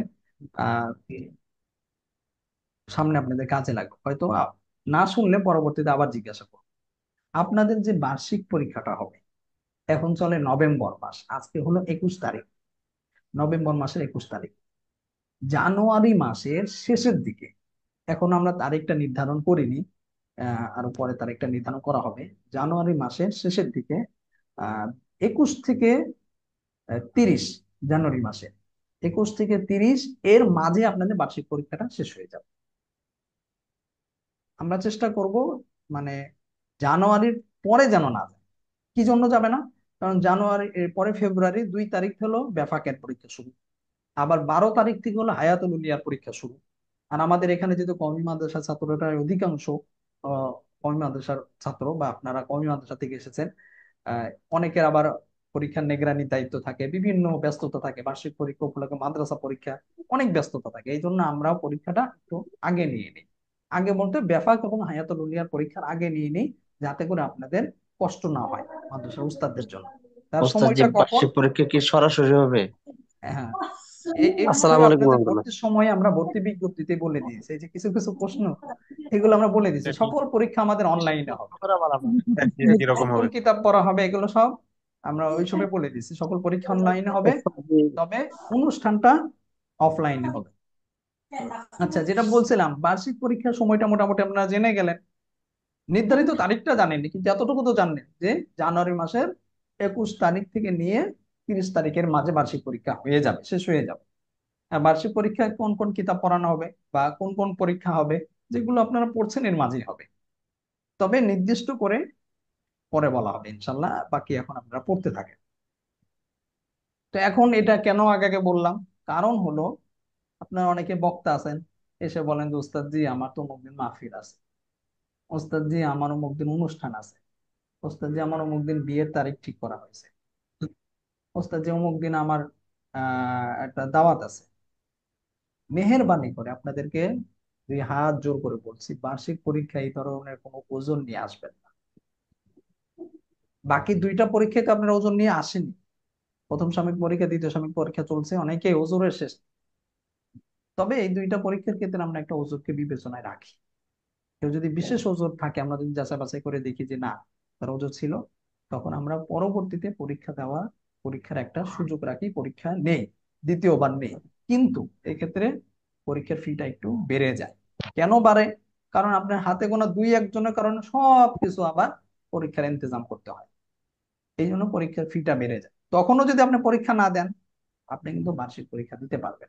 আর বার্ষিক পরীক্ষার জন্য উপযুক্ত হতে হলে প্রথম সাময়িক এবং দ্বিতীয় সাময়িক পরীক্ষা অবশ্যই দিতে হবে। বার্ষিক পরীক্ষার সময় কোন রকম দাওয়াত, মাহফিল, বিয়ে, শাদী কিচ্ছু রাখা যাবে না। এই 10 দিন, 10 দিন যদি পরীক্ষার সময় না, কিন্তু 10 দিন আপনি পুরা ফ্রি থাকবেন, রাত 7টা থেকে নিয়ে 10টা পর্যন্ত। অনলাইনে পরীক্ষা হবে, আপনি উস্তাদ, যেখানেই বার্ষিক থাকেন পরীক্ষা বাংলাদেশে কয়দিন হবে? বা পৃথিবীর যেখানেই থাকেন, সেখান থেকে বসে আপনি পরীক্ষা দিতে পারবেন। আর যদি আপনারা বলেন যে না উস্তাদ যে আমার অমুক আছে, ওজোর আছে, তমুক আছে, ওজোর কোনো গ্রহণযোগ্য হবে না, আগে আপনাদেরকে বলে দিলাম, 2 মাস আগে জানিয়ে দিলাম, আপনারা সম্পূর্ণ ফ্রি হয়ে যাবেন। বার্ষিক পরীক্ষাটা ঠান্ডা মাথায় সুন্দরভাবে দিবেন, যাতে করে আপনাদের রেজাল্টটা খুব ভালো আসে। সবাই চেষ্টা করবেন যেন আমি মুমতাজ হতে পারি, এইভাবে মেহনত করুন। তারপরে আরেকটি গুরুত্বপূর্ণ বিষয় হলো, আপনাদের অনেকেরই বেতন বাকি আছে। বেতন বাকি থাকলে কিন্তু বার্ষিক পরীক্ষা আপনি দিতে পারবেন না। দ্বিতীয় সাময়িক পরীক্ষার ক্ষেত্রে, প্রথম সাময়িক পরীক্ষার ক্ষেত্রে 1 মাসের বেতন বাকি থাকলে আমরা একটু ছাড় দিই, কিন্তু এই ক্ষেত্রে আমরা বলি সবাই আপনারা বেতনগুলো পরিশোধ করে দিবেন। এখনো আমরা এই যে দ্বিতীয় সাময়িক পরীক্ষার কয়েকদিন পরে পরীক্ষা, অধিকাংশ ছাত্র আপনারা বেতন দেননি, বেতন দেনই না। এত বারবার বলা হয়, ব্যক্তিগতভাবে মেসেজ দিয়ে পর্যন্ত বলা হয় অনেককে, তারপর আপনারা বেতন দেন। 3 মাস বেতন না দিলে তো আমরা রিমুভ করে দেই। আপনাদের অনেকেই আছেন আপনারা এখনো পর্যন্ত, এই যে এখন আমরা একদম একটু আগে তো বলা হলো কয়দিন পরীক্ষা হবে, একজন জিজ্ঞাসা করছেন, কথাগুলো একটু মনোযোগ দিয়ে শুনেন। বলা হয়েছে যে কয়দিন পরীক্ষা হবে, এটা পরে বলা হবে, কিন্তু 21 তারিখ থেকে নিয়ে 30 তারিখ এর মাঝে হবে।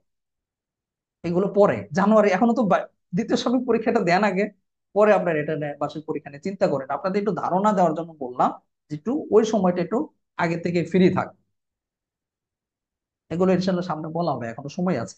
তো যেটা বলছিলাম যে বেতন আপনারা অনেকেই দেন, যারা বেতন দিচ্ছেন না তাদের কিন্তু বার্ষিক পরীক্ষার আগেই সবাইকে সকল বেতন পরিশোধ সাপেক্ষে আপনি বার্ষিক পরীক্ষা দেওয়ার সুযোগ দেওয়া হবে।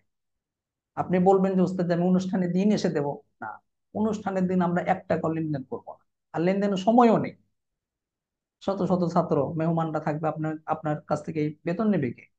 আপনার রোল নাম্বার কত, আপনি কি কত, এগুলো খুঁজে বের করবে কি? কোনো সময় নেই।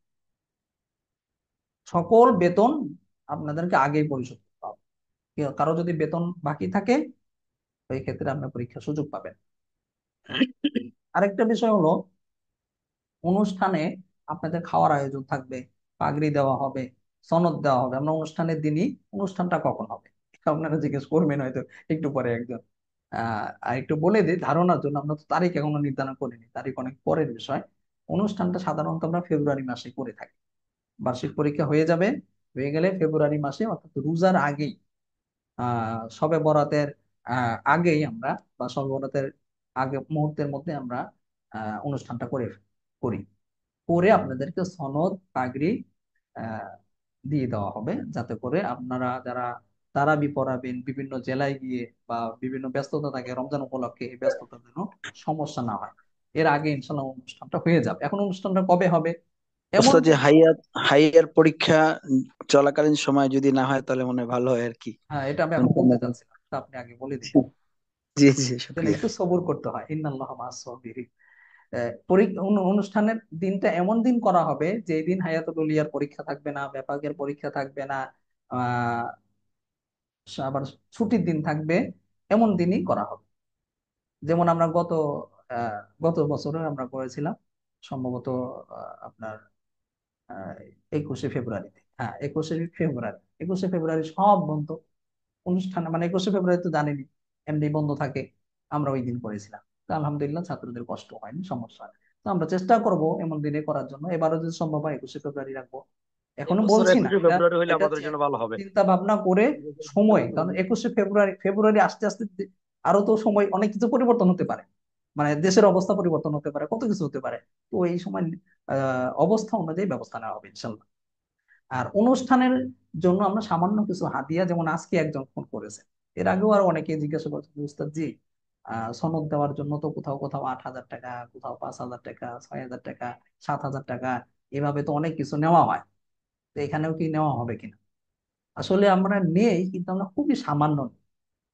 এত টাকা আমাদের প্রতিষ্ঠান থেকে আমরা নেই না। বাকি কেউ যদি ইচ্ছা করে যে বছর শেষ একটা প্রতিষ্ঠানে 1 বছর পড়লাম, আর মানহালে আমরা অনলাইন হলেও আমাদের অফলাইনের মতো মেহনত করা হয়েছে, কোথাও কোথাও অনলাইন আছে ক্লাস 2 দিন ক্লাস, তামরিন তো চোখেও দেখেন। আর আপনাদেরকে কি নিয়মিত তামরিন করানো হচ্ছে, তাও শুধু তামরিন না যে 1-2টা কিতাবের হাওলা দিয়ে দিচ্ছে শেষ, এবারত লেখা হচ্ছে, সম্পাদনা করা হচ্ছে, ওয়েবসাইটে দেওয়া হচ্ছে, ফেসবুকে দেওয়া হচ্ছে, কত কিছু করা হচ্ছে। নিয়মিত প্রতিদিন ক্লাস, প্রতিদিন ক্লাস। এমন না যে বছরের শুরুতে বলা হয়েছে যে প্রতিদিন ক্লাস হবে, কয়েকদিন করেই আননি, এরকম হয়েছে আপনাদের বলেন? হ্যাঁ, হঠাৎ 1-2 দিন ক্লাস মিস হয়েছে, এটা অসুস্থতার কারণে, ওজোর কারণে হতে। কিন্তু এমনিতে ক্লাস মিস করা হয়নি, নিয়মিত আপনাদের দেখেছেন কিনা, এতদিন তো দেখেছেন নিয়মিত ক্লাস চলছে, ইনশাআল্লাহ সামনেও চলবে।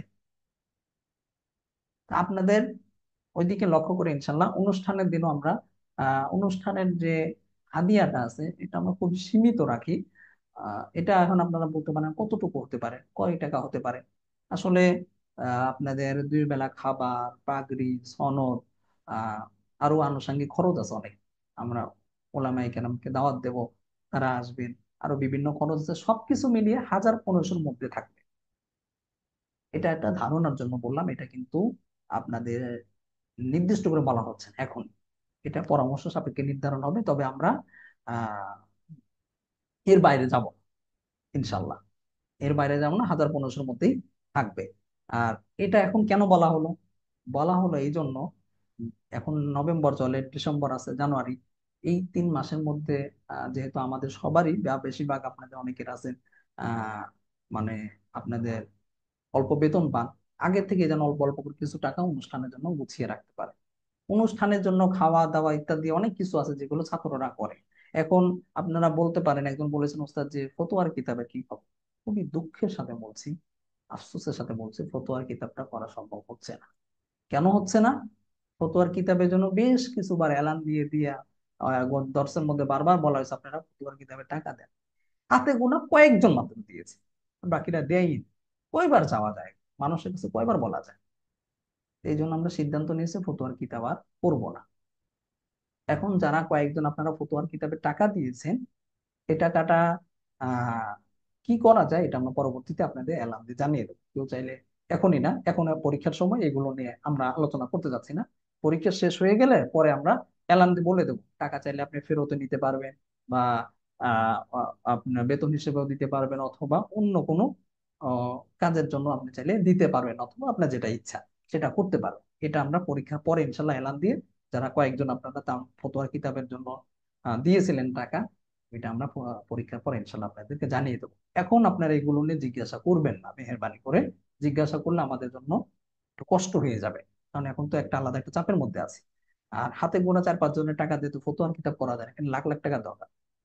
যদি আপনারা অধিকাংশ ছাত্ররা দিতেন, বাকি টাকাটা আমরা অন্যভাবে হাওলাত করে বা যেভাবে হোক আমরা ম্যানেজ করতে পারতাম। কিন্তু যেহেতু 4-5 জন বা এরকম তো হলে হয় না, সম্ভব না। এই জন্য আমরা এটা স্থগিত করতে বাধ্য হয়েছি, ফতোয়ার কিতাব এবছর আর হচ্ছে না। গত 2টা বছরও আমরা চেষ্টা করেছি, একই আচরণ ছাত্ররা করেছে, এবছরও আপনারা ওই রকমই করলেন। তো আমরা আপনাদেরকে বাধ্য করব না, এই জন্য আমরা বাধ্য করিও না, ঐচ্ছিক বিষয় হচ্ছে, যাদের ইচ্ছা হবে দিবে না, যাদের ইচ্ছা হবে না দিবে না। বাধ্য করা হয়নি এই জন্য, কারণ আপনাদের সবারই আর্থিক অনেকের সংকট আছে, বর্তমানে দ্রব্য মূল্যের ঊর্ধ্বগতি। আলু 80 টাকা কেজি, কোথাও আবার 100 টাকা কেজি, চালের দাম, সবকিছু দাম বেড়ে গেছে। ওইদিকে লক্ষ্য করে আমরা চিন্তা করলাম যে ছাত্রদেরকে চাপাচাপি করা উচিত হবে না। এই বছর অনেক কষ্টে যাচ্ছে সবারই, সবকিছু আহ, বিবেচনা করে ফতোয়ার কিতাবটা আমরা স্থগিত করছি। ইনশাল্লাহ ফতোয়ার কিতাব স্থগিত করলেও আপনারা সব ফতোয়া, সব তামরিন, প্রবন্ধ এগুলো আপনারা অ্যাপস এর মধ্যে পেয়ে যাবেন। অ্যাপস এর মধ্যে খুব সুন্দরভাবে কিন্তু আছে। অ্যাপসটা করতেও লাখ টাকার মতো খরচ হয়েছে। হ্যাঁ, যদি অ্যাপস এর জন্য আপনারা কেউ যদি হাদিয়া দিতে চান, অ্যাপসে অনেকগুলি কাজ করা হয়েছে, টাকা আলাদাভাবে দিতে হচ্ছে। এখানে আপনারা হাদিয়া হিসেবে দিতে পারেন। এর আগে ছাত্ররা প্রায় 10-15 হাজার টাকার মতো, 10-12 হাজার টাকা দিয়েছে। আহ এই 2-1 বছর আগের কথা বলছি, 1 বছর আগের কথা, ছাত্ররা দিয়েছে। আহ, কেউ 200, 100 যা বাইরে আছে অ্যাপস এর জন্য দিয়েছে। তো একটা অ্যাপস চালানো, মাদ্রাসার পক্ষ থেকে একটা ওয়েবসাইট চালানো, এগুলো চালাতে কিন্তু খরচ আছে। যারা বোঝেন তারা তো জানেন। এগুলো করতে অনেক টাকা খরচ হয়েছে, আমাদের লাখ টাকা, লাখ টাকার উপরে চলে গেছে। তো আপনারা কেউ যদি চান সদগায়ে জারিয়া হিসেবে এখানেও শরিক হতে পারে। আহ এখানে শরিক হলে কি ফায়দা হবে এটা তো আপনারা বুঝেনি। অ্যাপস এর মাধ্যমে সবগুলো তামরিন আপনারা বইয়ের মতো পেয়ে যাচ্ছেন। যখন তখন আপনারা চাইলে মোবাইলের মাধ্যমে কিন্তু সমাধানগুলো দেখে নিতে পারবেন। যেমন একটা তামরিন আপনারা দেখেছেন যে কোন বাংলা ভাষায় নাকি আরবি ভাষায় খুতবা দিতে হবে, মানে মাতৃভাষায় খুতবা বিষয় একটা তামরিন কিন্তু আপনাদের করানো হয়েছে। তামরিনটা আপনারা দেখেছেন না? সবাই বলছেন না খুব ভালো হয়েছে, খুব সুন্দর হয়েছে? যারা পড়ছেন তারা তো জানেন। সবাই বলছেন আলহামদুলিল্লাহ ওস্তাদ যে খুব সুন্দর হয়েছে, খুব সাজানোটা সুন্দর হয়েছে, এত সুন্দর করে লেখা হলো, এত যুক্তি দিয়ে লেখা হলো। আমার নজরে, আমার দেখা এইভাবে মাতৃভাষায় খুতবার উপরে কেউ লেখে, কেউ লেখেনি, কেউ বলেও নি। এতগুলো যুক্তিক ভাবে আমরা সবগুলো বিবেচনায় নিয়ে সবগুলো করে সামনে রেখে এটা করা হয়েছে। তো এরকম গুরুত্বপূর্ণ বুঝছেন কোনো যে বিভিন্ন বিষয়ের উপর আমি আমরা ভিডিও বানাই, ভিডিও ছাড়ছিলাম আমার আহ টিজারটা। বিভিন্ন বিষয়কে আমরা চেষ্টা করি আনার জন্য। তো এগুলো আপনি অ্যাপস এর মাধ্যমে পেয়ে যাবেন। তো চেষ্টা করবেন এগুলোতে আপনারা কিছুটা শরিক হওয়ার জন্য। এই তো মোটামুটি কথা বলা হলো। বাকি আরেকটা কথা হলো, এই যে আপনাদের যেগুলো বলা হলো যে পরীক্ষা কিভাবে হবে, পরীক্ষার মধ্যে নিয়ম কানুন কি, এগুলো আরেকটা লিখিত ভাবে আপনাদেরকে মাদ্রাসার হোয়াটসঅ্যাপে ইনশাল্লাহ আজকে তো রাত হয়ে গেছে, 10টা বাজে এখন, আগামীকালকে অথবা আজকেও দিয়ে দেওয়া হবে। ওইটা আপনারা ফলো করবেন। এই হলো কথা। এখন এর বাইরে আপনাদের যদি একটু সময় দেই, আমি তো কথা বললাম, আমার সুন্দর দৃষ্টিতে দেখবেন, অনেকদিন পরে আপনাদের সামনে এসেছি। তো পরীক্ষার বিষয়ে আহ যেগুলো আমি বলেছি এর বাইরে যদি কিছু আমার ছুটে গিয়ে থাকে আপনারা জিজ্ঞাসা করতে পারেন, তবে একজন একজন করে জিজ্ঞাসা করেন। আসসালামু আলাইকুম আসসালামু রহমতুল্লাহ। আলাইকুম ওস্তাদ জি, উস্তাদ জি। একটি বিষয় বলতে চাচ্ছিলাম। জি বলেন। ওস্তাদ জি, আমরা খেয়াল করেছি, বিশেষ করে আমি ব্যক্তিগতভাবে বিষয়টা খেয়াল করেছি যে আপনি এই যে আমাদের অ্যাপসে বা ফেসবুক ওয়েবসাইটে যে মাসালা মাসাইল গুলি দেন, সাধারণত মানে আমার কাছে খুব খারাপ লাগে যে এতগুলো স্টুডেন্ট, আমরা প্রায় 400-র মতো বা তার চেয়ে বেশিও, অথবা অতীতেও অনেক স্টুডেন্ট আছে, সবাই তো মোটামুটি ফলো করে, কিন্তু এই মাসলা মাসাইল গুলো পড়ে বা করে দেখে, কিন্তু কেউ কোনো লাইক কমেন্ট শেয়ার করে না। এই জিনিসগুলা শেয়ার করলেও তো অনেকের কাছে সৎকার সব হিসেবে মানে অনেকেই পেয়ে যায়। আমি খেয়াল করে দেখছি যে এতগুলো ছাত্র আমরা স্টুডেন্ট, কিন্তু আপনার ফেসবুক পোস্টে লাইক মাত্র কয়টা, কমেন্ট কয়েকটা। এই জিনিসগুলো আসলে আমার কাছে খুবই দুঃখজনক মনে হয়। জি সবার জি এটা ভাই, ঠিক এই ঠিক ঠিক বলছেন। হওয়ার জন্য ধন্যবাদ একটা বলছেন, ঠিক ধন্যবাদ। গুরুত্বপূর্ণ বলছেন। বিষয়। এখানে মানে আমি জরুরি আর কথা বলতে আপনাকে চাইছিলাম, দেখেন, আপনি আপনি এই বিষয়টা নিয়ে কখনো হয়তো বলেননি, বাট আমাদের এটা জরুরি, সবার জন্য জরুরি যে অন্তত একবার আপনি যে একটা অবাক কমেন্ট হবেন করলে। জেনে, অবাক হবেন। আমরা যে সময়টা, আপনারা তো অনেকে আছেন আপনি যারা লেখেন খুব অল্প সময়ের মধ্যে বিভিন্ন জায়গায় কপি টপি করে বা বিভিন্ন ভাবে খুব তাড়াতাড়ি লিখে দিয়ে দেন, কিন্তু আমরা যে সম্পাদনাটা করি, চেষ্টা করি সম্পাদনাটা কিভাবে সুন্দর করা যায়। আমাদেরও জি ব্যস্ততা আছে, অফলাইনে ব্যস্ততার মধ্যেও আমরা চেষ্টা করি একটু সুন্দর করা। বিশেষ করে নস থেকে দলিলগুলো বের করতে গেলে অনেক সময় লাগে, বা জি কথাগুলো একটু সাজাতে গেলে অনেক সময় লাগে। এত সময় দিয়ে এত কষ্ট করে নস থেকে দলিল দিয়ে ফিকে হানাফিকে তুলে ধরা হচ্ছে। এর চেয়ে আরো অবাক করা বিষয় হলো, আমাদের ছাত্ররা তো লাইক কমেন্ট করেই না। প্রায় 10-11 হাজার মানুষ আমাদের ফলোয়ার লাইক আছে, প্রতিদিন 1-2 জন করে বাড়ে। এরা জীবনে একবার ভুলেও একটা লাইক দেয়, মানে ছাত্রদের বাইরে যারা আছে ভুলেও একটা লাইক দেয় না, কমেন্ট করে না। ওস্তাদ জি, ফেসবুকের একটা নিয়ম হচ্ছে যে যদি আমরা আমরা লাইক যারা না করা দেখি হয় বা কমেন্ট মোটামুটি না আমরা করা হয় তাহলে অন্যের কাছে এত পোস্টটা যাবে না। জি জি, আমরা এটাই। যদি এই জিনিসটা না করি তাহলে এই জিনিসটা কিভাবে অন্যের কাছে পৌঁছাবে? আর এটা তো নিঃসন্দেহে যে একটা মাসালা আমি পড়লাম, শেয়ার করলাম বা কমেন্ট করলাম, তাইলে অন্যের কাছে পৌঁছলো, মানে আমি অলরেডি একটা সব পেয়ে যাবো, সদকার জি সব জি, নিশ্চয়ই পেয়ে যাবো। তো এই জিনিসগুলো এটা আমাদের আপনারা ভিতরে চেষ্টা খুবই করবেন। খুব কৃপণতা। গুরুত্বপূর্ণ একটা কথা বলেছেন। আপনারা যদি চেষ্টা না করেন, আমরা যত দলিল দিয়ে লেখি, যাই লেখি, ওই মানে হিরো আলম বা জিরো আলম যেটাই বলেন, ওনার নাম কিন্তু হিরো আলম না। আবার বলবেন যে উস্তাদের নাম ব্যঙ্গ বলেন না, ওনার নাম হলো আশরাফুল আলম। এমনি হিরো জি আলম অন্যভাবে হয়ে গেছে, আমার হিরো আলম বলতে মন জি চায় না, আমি বলিও না কখনো।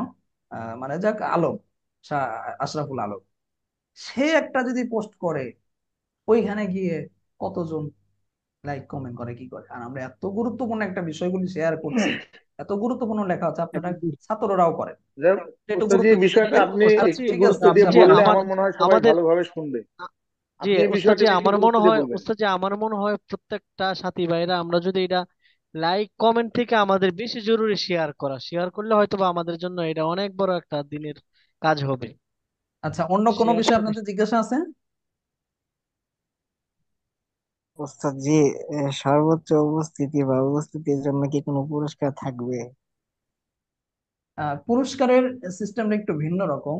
যারা নিয়মিত ক্লাস করে, নিয়মিত তামরিন লেখে, এর জন্য আমরা কি করি, পরীক্ষার সময়, বিশেষ করে বার্ষিক পরীক্ষার সময় এগুলো একটু বিবেচনায় নিই। বিবেচনায় নিয়ে এই ক্ষেত্রে এরকম সবাই তো আর হয় না, হাতে গোনা অল্প কয়েকজন ছাত্র থাকে যারা নিয়মিত তামরিন লেখে, সারা বছর ক্লাস করে, ওইগুলা যাচাই করে আমরা তাদের জন্য 2-1 নাম্বার, 2-3 নাম্বার এরকম দিয়ে থাকি অতিরিক্ত। অতিরিক্ত মানে কি বুঝেছেন? মনে করেন তিনি একটা নাম্বার পেয়েছে, যেটা তার প্রাপ্য, যতটুকু উত্তর লিখেছে, এর বাইরে গিয়ে দেখা গেল সে 60 নাম্বার পেয়েছে, কথায় কথায় বলছি।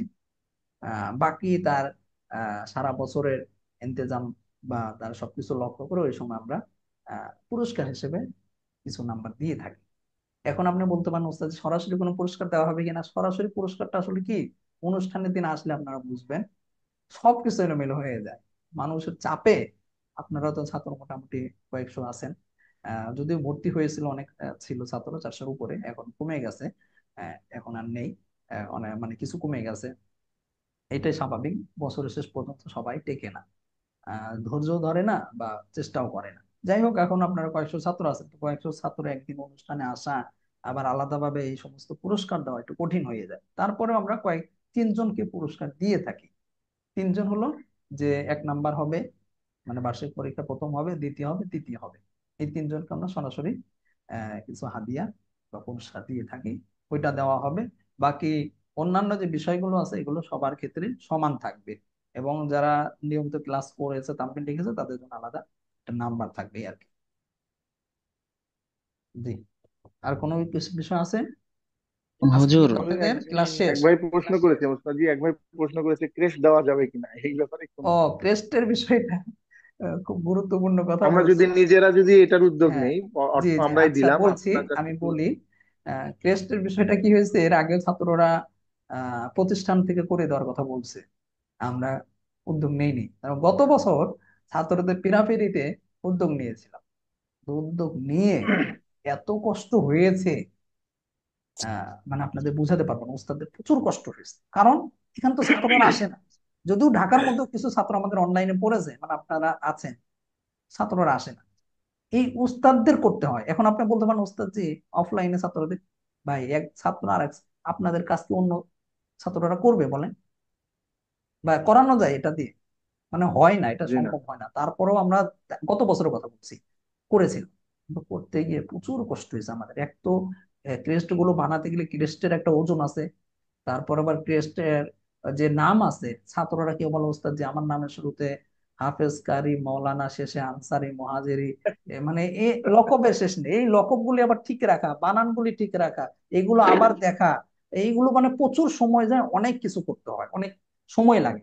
আপনারা যারা দাওরায়ে হাদিসে বছর বা মিশকাতে আপনারা যারা পড়ছেন, খেয়াল করছেন যে এই জন্য আলাদা ছাত্ররা কিন্তু একটা টিম থাকে, সময় দেয় এগুলো করার জন্য। কিন্তু আমাদের এখানে আপনারা যারা পড়েন বা যে বিগত বছরগুলোতে আমরা দেখেছি ছাত্ররা সময় দেয় না, আমরা বললেও কেউ আসে না, মানে আসা সম্ভব না, কারণ আপনারা সবাই কর্মজীবী।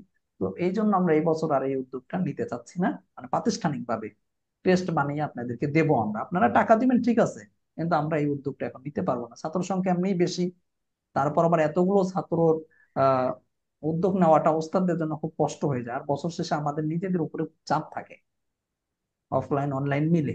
তবে ক্রেস্টের বিষয়, তারপর আবার বিষয়ে অনেকে আবার বানাতে চান, তারপরে ক্রেস্ট বানাতে চান, অথবা আরো অনেক কিছু করতে চান, চাবে রিং বানাতে চান, তো এগুলো আপনাদের বিষয় থাকবে। আপনারা চাইলে ব্যক্তি উদ্যোগে করতে পারেন, তবে কোনো ছাত্র অন্য ছাত্রদের কাছ থেকে টাকা উঠিয়ে করে দিবেন এই কাজ করবেন না। এইটা যদি করতে যান, কেউ যদি প্রতারিত হন, আমরা কিন্তু দায়ী দায় নেব না। কারণ অনলাইনে এখানে আমাদের কয়েকশো ছাত্র, আমরা হয়তো মানে আমরা নিজেরাও সব ছাত্রদের আমরা চিনি না, আর এটা চেনা সম্ভব না। হয়তো নাম আছে, ফোন নাম্বার আছে, আমরা কিছু তথ্য আছে, কিন্তু এই তথ্যগুলি তো যথেষ্ট না। তারপরে যদি আপনার দেখা গেল 20 জন ছাত্রের কাছ থেকে ক্রেস্টের জন্য মনে করেন 200 করে নিল, বা 300 করে নিল, বা একটা টাকা নিল, নিয়ে আপনার 200-100 মানুষ দিয়ে দিলেন, সেই টাকাটা নিয়ে ভেঙে গেল, বা আপনার যে ব্লক করে দিল, পরে আপনাদের কি হবে? তখন কিন্তু আমাদের সাথে যোগাযোগ করলে কিচ্ছু হবে না। আপনাদের বছর শেষে এটা বলছে, এটা প্রতি বছরই আমরা বলি, গত বছর আমরা দেখেছি ছাত্র এরকম করেছে, কিন্তু আমরা সতর্ক করে দিয়েছি, কোনো ছাত্র অন্য ছাত্রদের কাছ থেকে কোনো টাকা উঠাবেন না। আমরা প্রাতিষ্ঠানিক ভাবে, যেটা আমাদের, আমরা আমরা প্রাতিষ্ঠানিক ভাবেও টাকা উঠাই না, টাকা উঠানোর মধ্যে আমরা বেতনটা উঠাই, পরীক্ষার ফি। বেতনটা হলো প্রতি মাসে থাকে, পরীক্ষা ফি তার প্রতি মাসে থাকে না। এটা মানে প্রাতিষ্ঠানিক ভাবে মাদ্রাসার হোয়াটসঅ্যাপ ছাড়া, মাদ্রাসার নাম্বার ছাড়া অন্য কোনো নাম্বারে কোনো লেনদেন করা যাবে না। লেনদেন যদি করেন, কোনো যদি আপনারা প্রতারিত হন, কিছু হন, এটা দায়ভার আপনাদের পোহাতে হবে, আমরা এই দায়ভার নেব না। তবে ব্যক্তি উদ্যোগ কেমন আছে, যেমন মনে করেন আপনাদের কুমিল্লা বা অন্যান্য জেলার, এক জেলার মধ্যে আপনারা 10 জন 15 জন আছেন এবছর ব্যাচে, তো আপনারা 10-15 জন পরিচিত বা একটু যোগাযোগ আছে, 10 জন মিলে আপনারা কিছু করলেন, এটা ঠিক আছে। কিন্তু অন্য জেলা চেনেন না, জানেন না, তার কাছে টাকা দিয়ে দিবেন, তখন কিন্তু প্রতারিত হতে পারে। যারা চেনা জানা আছে তারা কিছু করতে পারেন নিজ উদ্যোগে, ক্রেস্ট বানাতে পারেন। বাকি ক্রেস্টের ক্ষেত্রে যদি আপনাদের কোনো সহযোগিতা লাগে, আহ, মাদ্রাসার লোগো চাইলেন বা এরকম কিছু লাগলে মাদ্রাসার হোয়াটসঅ্যাপে যোগাযোগ করবেন, ইনশাআল্লাহ আমরা সর্বোচ্চ সহযোগিতা করবো। আচ্ছা, আর কোনো বিষয় আছে? শেষ করে দিতে চাচ্ছি। জি ওস্তাদ, জি জি ওস্তাদ, দোয়া চাই খাস করে। আচ্ছা, ঠিক জাজাকাল্লাহ আছে, ওস্তাদ জি। ইনশাল্লাহ। আর আপনাদের তো মনে আছে আজকে হলো আমাদের গতকালকে ক্লাস আপনাদের শেষ হয়ে গেছে, আজকে পরীক্ষার বিষয়ে আরো গুরুত্বপূর্ণ কিছু বিষয় আপনাদের দিক নির্দেশনা দেওয়া হলো। এখন থেকে আর ক্লাস থাকবে না, 2 দিন আছে সময়, 2-3 দিন। এই 2-3 দিন আপনারা পরীক্ষার প্রস্তুতির সময় পরীক্ষার প্রস্তুতি নেবেন। 24 তারিখ নিয়মতান্ত্রিক ভাবে আগের মতোই 7টা থেকে নিয়ে 10টা পর্যন্ত সময় থাকবে পরীক্ষা, এর মধ্যে আপনার পরীক্ষার খাতায় লিখে জমা দিয়ে দিবেন, পরীক্ষার প্রস্তুতি নেবেন। এরপরে পরীক্ষার প্রস্তুতি, পরীক্ষা শেষ হয়ে গেলে আপনাদের ছুটি থাকবে, ছুটির পরে আবার যে 3টা কিতাবের কথা বলা হয়েছে, মুকাদ্দিমাতুদ দুরুল মুখতার, রাসমিন তালাশ বান নাসায়ের, এই কিতাবগুলো পড়ানো হবে ইনশাল্লাহ যাত্রাবাড়ি বড় মাদ্রাসার ইফতা বিভাগের সিনিয়র ওস্তাদ মুফতি আশরাফ আলী সাহেব আপনাদেরকে দর্শ দিবেন। আর অন্যান্য 2-1 জন ওস্তাদ মাঝে মধ্যে আহ থাকবেন ইনশাল্লাহ। আচ্ছা, ঠিক আছে। সুবহানাল্লাহি ওয়া বিহামদিহি, সুবহানাল্লাহি ওয়া বিহামদিহি, আশহাদু আল্লা ইলাহা আসসালামু ইল্লাল্লাহ। আলাইকুম ওয়া রাহমাতুল্লাহি ওয়া বারাকাতুহু। আসসালামু আলাইকুম ওয়া রাহমাতুল্লাহ।